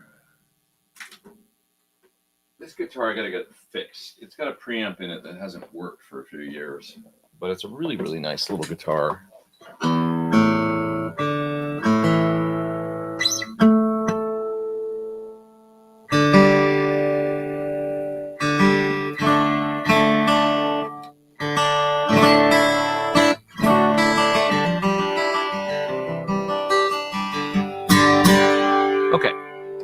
So, guitar, standard tuning. Well, what if we go drop D? Okay, well,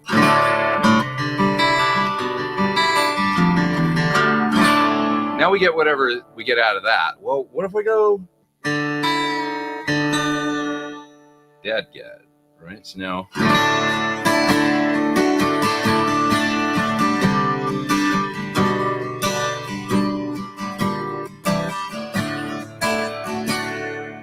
right? Okay, so that's fun too, but okay, well, I'm not feeling it now, but maybe, oh, there's a nice chord. Well,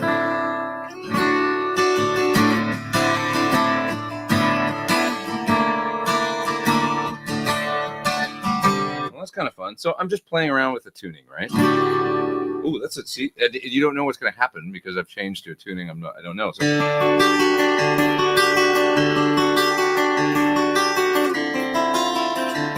It's fun, right?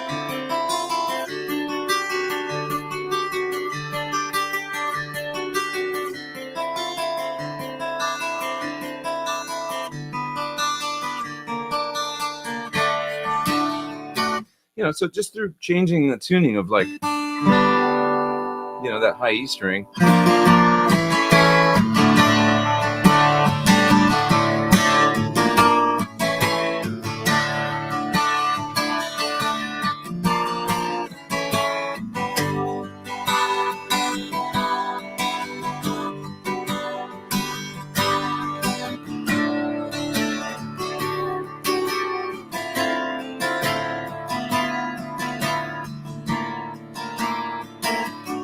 I don't know. Yeah, I'm just screwing around, just moving my fingers around. It's fun. Now, let's get even more extreme with it. So,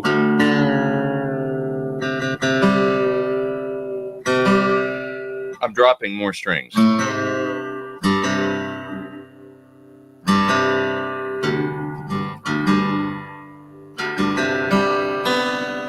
Okay.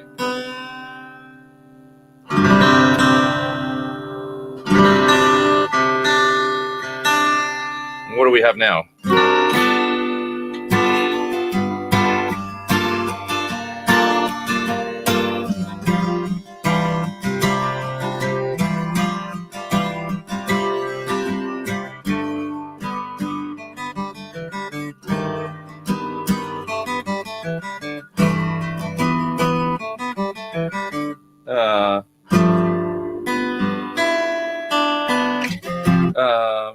What's the next chord? Oh, forget it. I forget how to play it now. But anyway, the last chord of that part.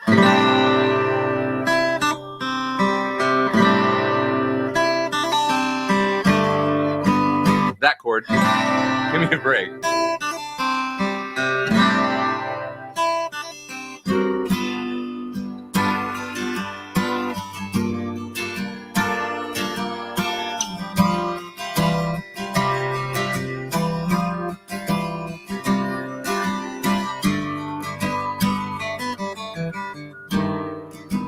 I remembered the chord now. This is. Oh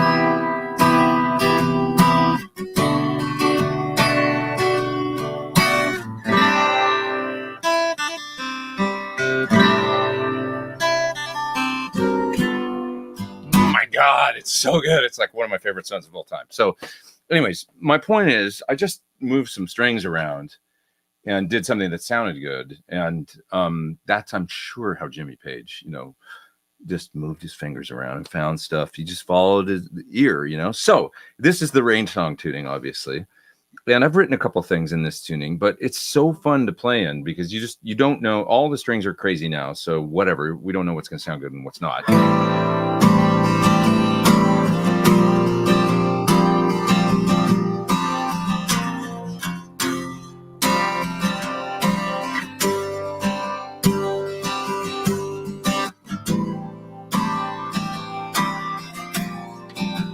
Playing like power chord shapes and open strings.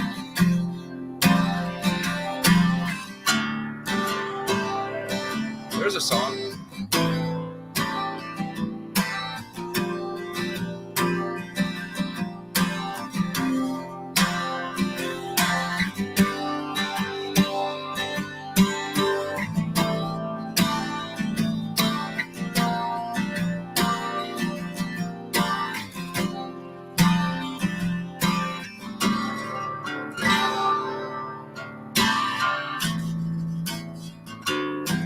So now I'd figure out where to go from there, right? Something, but it's so inspiring for me anyway. Just do that, literally some open tunings, move your fingers around and find cool things to play, like that chord,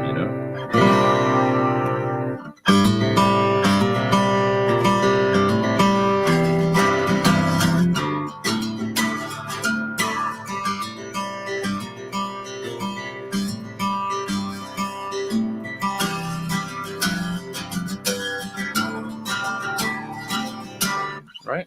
It's so fun. So anyways, hopefully that's helpful. It's just, you just got to mix it up and grooves. So now if I put on a groove, like what if I put on the drum groove to In the Air Tonight? You know what I mean? Like, it's like, because it's so different than what I'm playing right now, because I might get bored of this sort of strummy thing that I'm doing right now. And then I go, okay, I have to write now in this framework with that groove, right?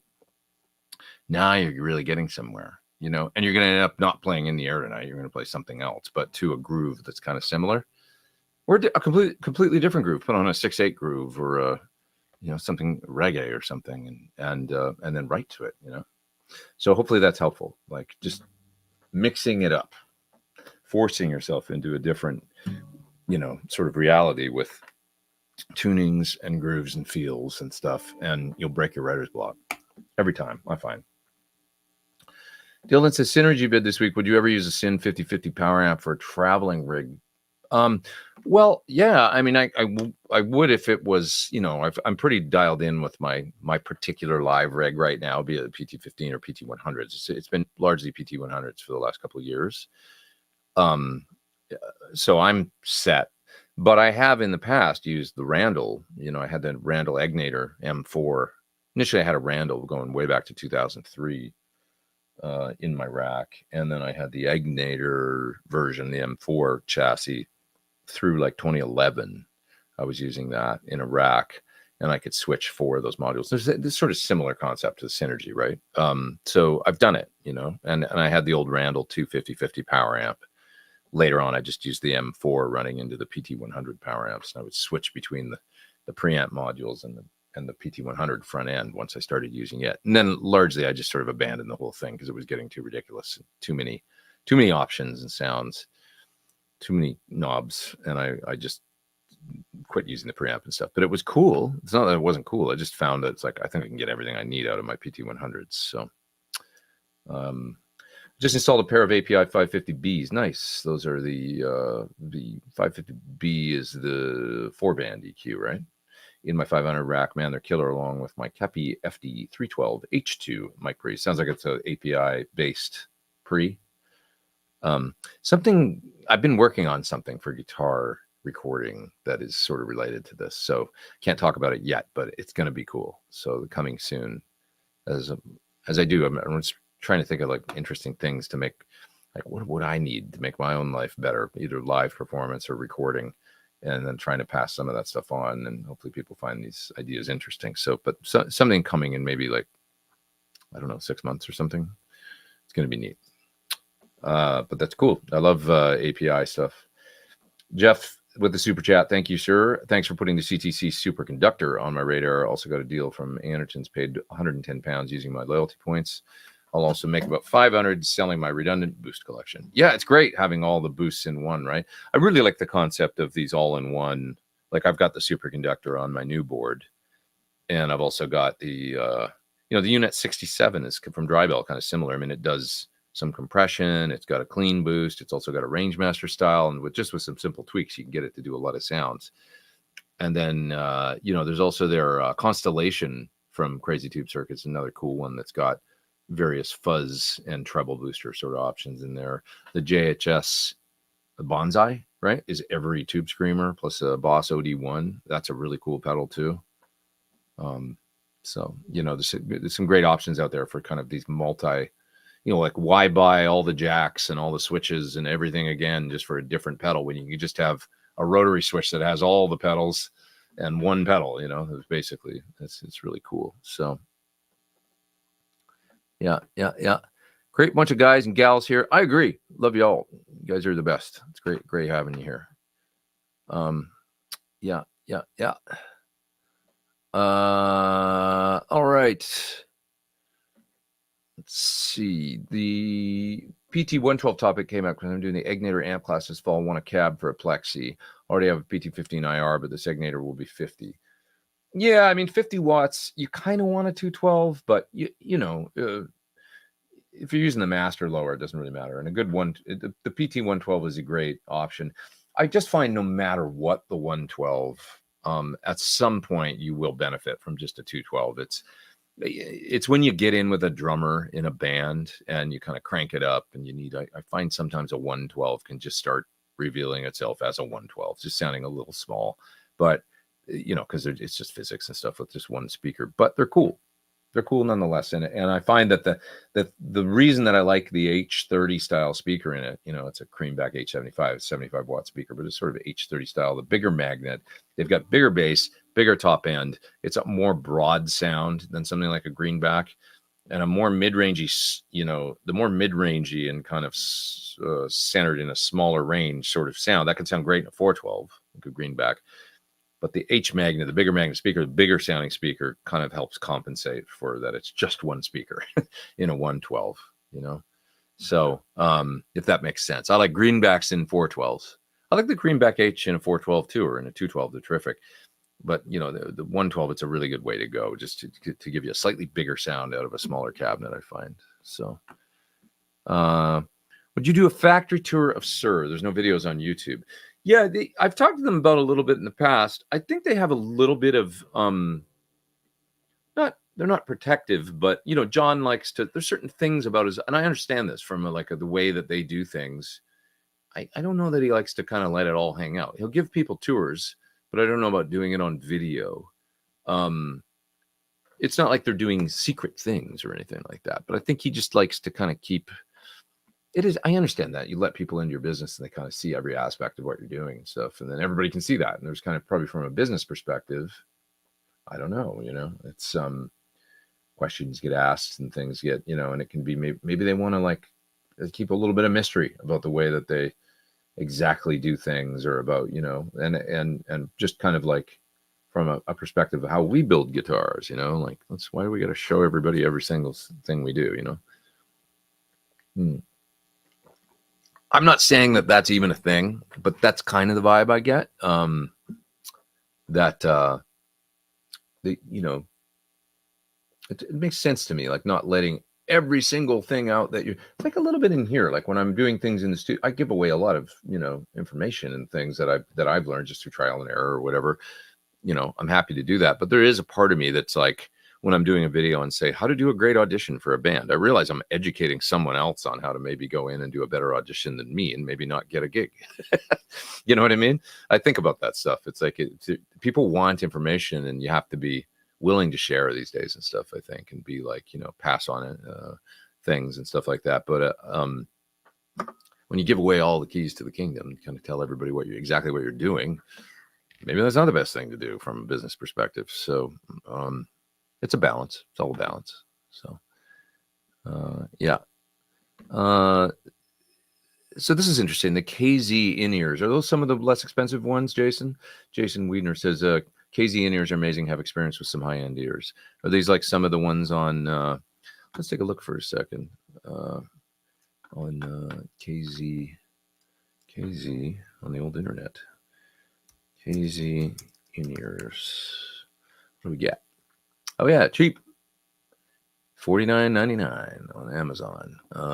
There's a bunch of different ones here, I think. But yeah, it looks like you can get a set of these for really inexpensive. And Knowledge Zenith. KZ stands for Knowledge Zenith.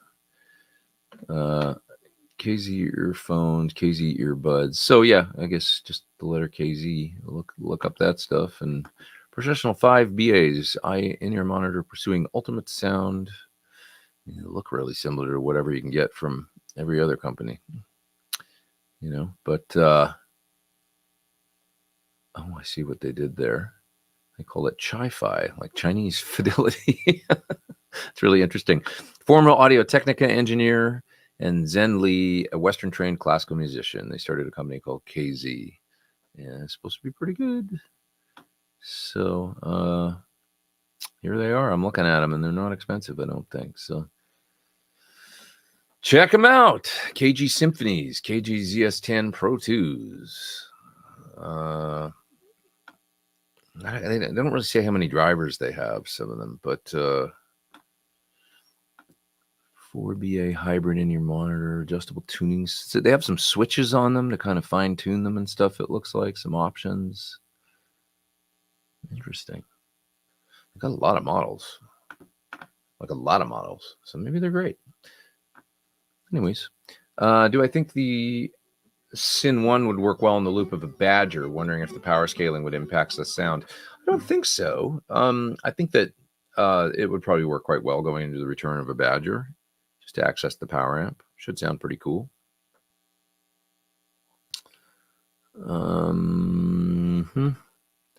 Okay.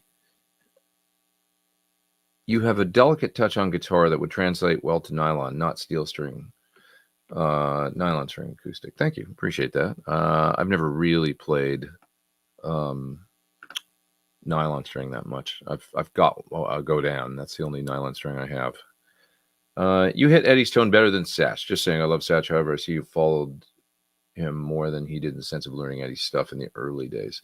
Well, I've been doing it for a long time, and Joe Satriani's been Joe Satriani for a long time, and he's a legend in his own right. So, and he had another tour with Steve Vai earlier this year. Like, he's been a busy guy. I was thinking about that. I was thinking, God, he's just coming off the Steve tour. It's not that long ago.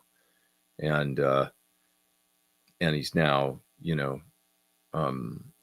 right? I mean, that was pretty recent, just April or something. It was out with Steve, and then he's got to learn all these tunes and do the full-on Eddie thing, So it's a tall order. And if you're somebody that's been living in your own, even the way Steve Vai played Eddie Van Halen was very Steve Vai, when he learned it back in the day when he did Eat 'Em and Smile, and then they went on tour and he had to play Van Halen songs. It sounded like Steve playing Van Halen songs, and it was great, because it's him. They're stylists, And I think at the end of the day, we'd all love to be a stylist with lots of records out and doing our own thing, rather than being a good imitator of, because sometimes the people that are the best imitators are maybe not the best stylists, right? We don't know them as much for their own thing as we do for being able to sound exactly like someone else. So I think ultimately it's a great thing to be like Joe, and be just kind of giving credit where credit is due. He's a great guitar player in his own right and a legend in his own right. So, we should give him the leeway maybe to be, is that the exact right thing for the Best of All Worlds tour? I don't know, but I mean, I'm sure he's doing a great job. I'm gonna go watch the videos after. I haven't seen it, I love Joe. I mean, I have a big admiration for him and what he's done, and his, really being one of the first guitar players ever, besides Jeff Beck, that was able to go out and do tours for thousands of people at a time and have hits on the radio that are instrumental rock songs. Maybe something that not even, to be fair, Eddie Van Halen did, other than Eruption. Eddie Van Halen had a, obviously massive, Eruption was the solo that put, but I'm talking about actual, like, it was a solo piece with no drums or anything really, other than the intro and the outro.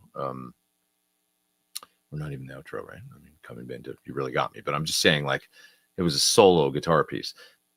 Satriani had songs that were like pop songs that actually were on like KLOS radio here in LA every day. He had hits. Almost nobody else has done that. So he's achieved things himself that we should be, give it up, to him for, I think. It's almost like a very humble thing that he's, it's a humbling thing, and a very, that he's able to kind of step back and pay tribute to somebody like Ed. And obviously the best situation would be if Eddie was here and going out on tour, but he's not. So if you want to hear those songs, he's stepping into, and it's humbling to, play a striped guitar, maybe if you're him, and offer, honor a brother, basically, I think. So anyways, okay. What else we got here? I think I'm way back in the chat, so I'm going to move down a little bit. Way back. Remember that odd tuning that Tom Quayle had that time you did a video with him. Tom tunes the guitar kind of in standard, but it's in fourths all the way, I think, right? So I'm not sure exactly what, if we were to do that.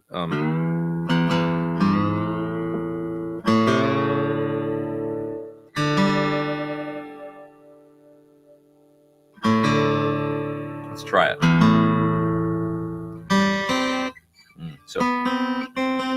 So that.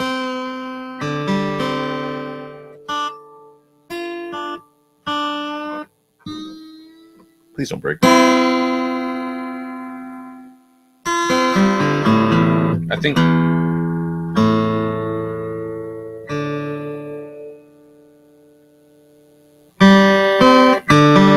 Sorry.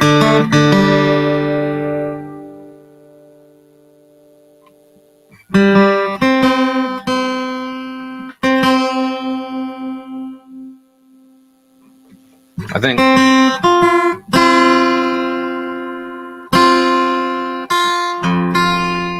Pretty close. Anyway. No.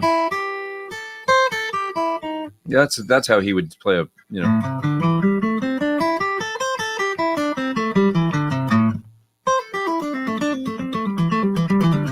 Not sure what the advantage is. Like if you're playing, what if you're playing a standard major scale?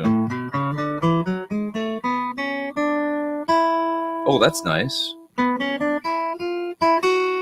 Sorry, it's going to be a little. That's really interesting. So if you're playing a major scale now here. Sorry. I have to really think about this because of the different.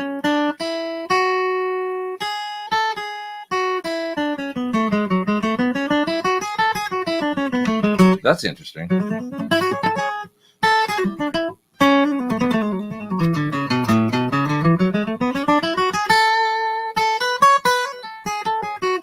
Oh, that is cool. It's nice, like for like certain things. Like you can kind of stay in position without having to do some of the. That's cool. I like that. So that's the Tom Quayle tuning. So you'd have to go through and learn all the modes and everything that way. But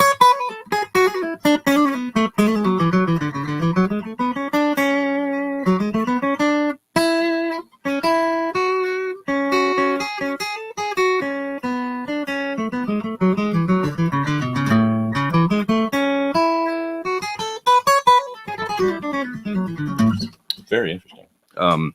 He tunes in fourth. So it's going to be up to C on the B string, and then up to an F on the high E. Not on high E anymore. First string. So E, A, D, G, C, F. That's the Tom Quayle tuning. Bizarre. But yeah, I could see things falling under the fingers a little differently and a little more flowy, maybe, for some things. Yeah. Ian says, you're sick. You played it smoothly. Thank you, my friend.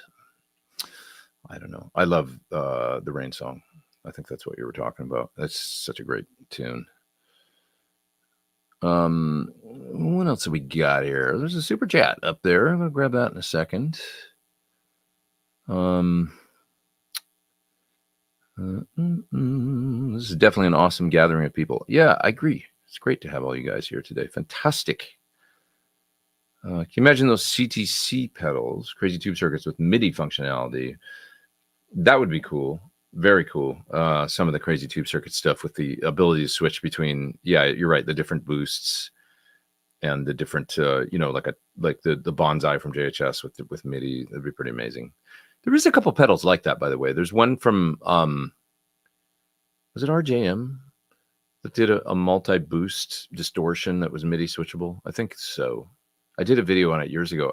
People didn't really know that much about it. I don't know if it caught on or whatever, but it was a great pedal anyway. So there was a couple like analog overdrives and stuff that you can actually switch a bunch of sounds with. So do different things. Okay.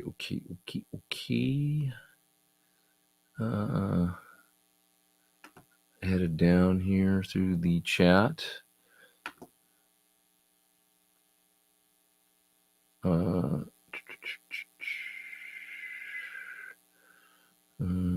going to head down to the super chat here, guys, and then I think I'm going to split in a minute.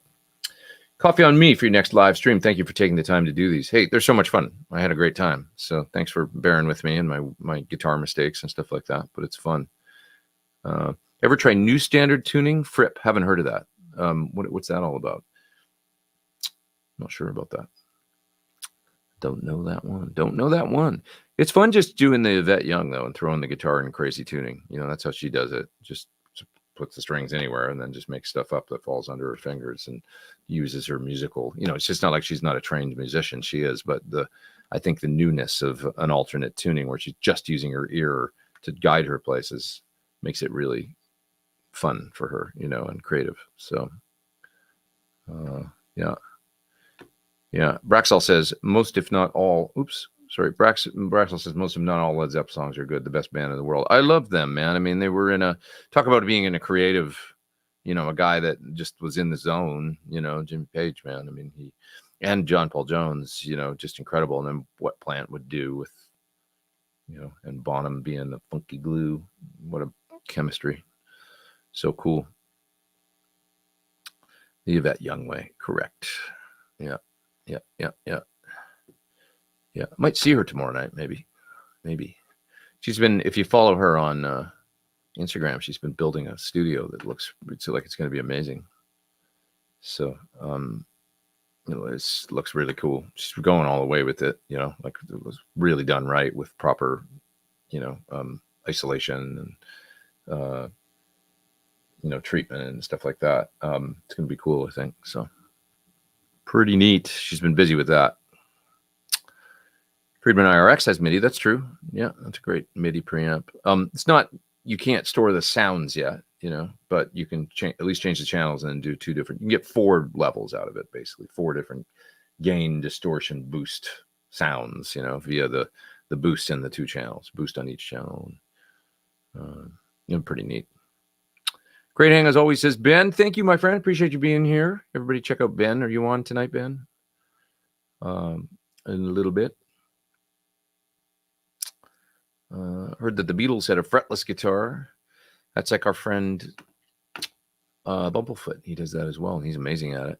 Joni Mitchell used crazy tunings and really innovative songs. Yeah, Joni's the epitome of throw the guitar in an alternate tuning and just be creative, and she's so incredible at it. Some years back, Phil X and Dan shamed me when we were in Austin for not listening to Led Zepp. Oh, they're both sweethearts, Dan and Phil. You know, I'm sure I mean, yeah, you got to listen to Led Zeppelin though. The best. Dad fad, dad mad, dad you're glad. When I used to play out and host open mics to keep myself fresh because it was acoustic open mic, I would do all sorts of different tunings to keep things fresh and not get bored. Yeah, cool. Awesome. If I had to pick between Argentina and Colombia, it would be impossible because they're both great. I've been both places and had a terrific time in each. Yeah. Can you give us ideas to make a double tracking effect live? Yeah, sure. The TC Mimic does that.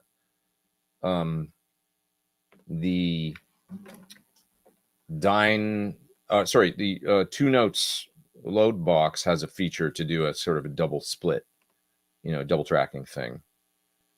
The TC that I just did a video for, the 2290 pedal, will do that.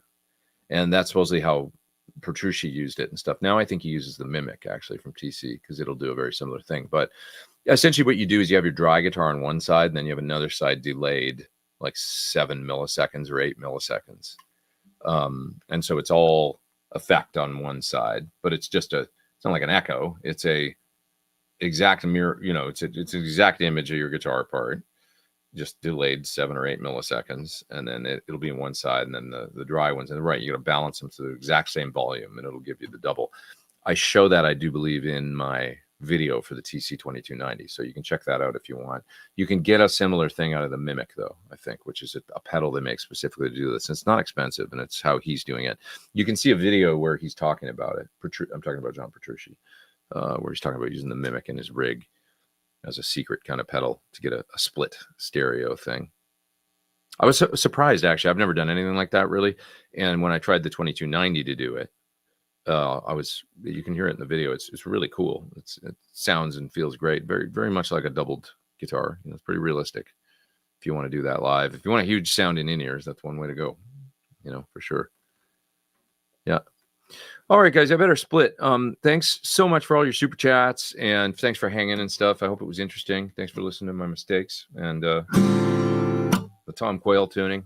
Thanks, Tom, for showing us the magic of how to do that. What's this? Hey, Pete, can I meet you in Virginia Beach 8/14? I'll be there with Five for Fighting, I think. Come up and say hello. We're not difficult to approach. You know, generally speaking, after the gig and stuff like that, just step up and say hi. You know, we're a very approachable band that way. But yeah, I'll see you there. I'm looking forward to it. Some tour dates with Five for Fighting, 2 weeks or so that I'm out on the road with them in August. I'm really looking forward to it. So this week, everybody, it's a crazy world that we live in, but we don't have to be crazy. We can choose to, you know, as I always say, be nice to one another, and I don't know, that kind of thing, you know. And let's all celebrate our shared love of guitar and music and hanging. Great to see y'all here. It was really fun. And I'll see you next week, same time, same place. I shall be here. Okay, everybody, have a terrific week. Thanks for your super chats as well. Appreciate it. Keep me caffeinated. All right, over and out.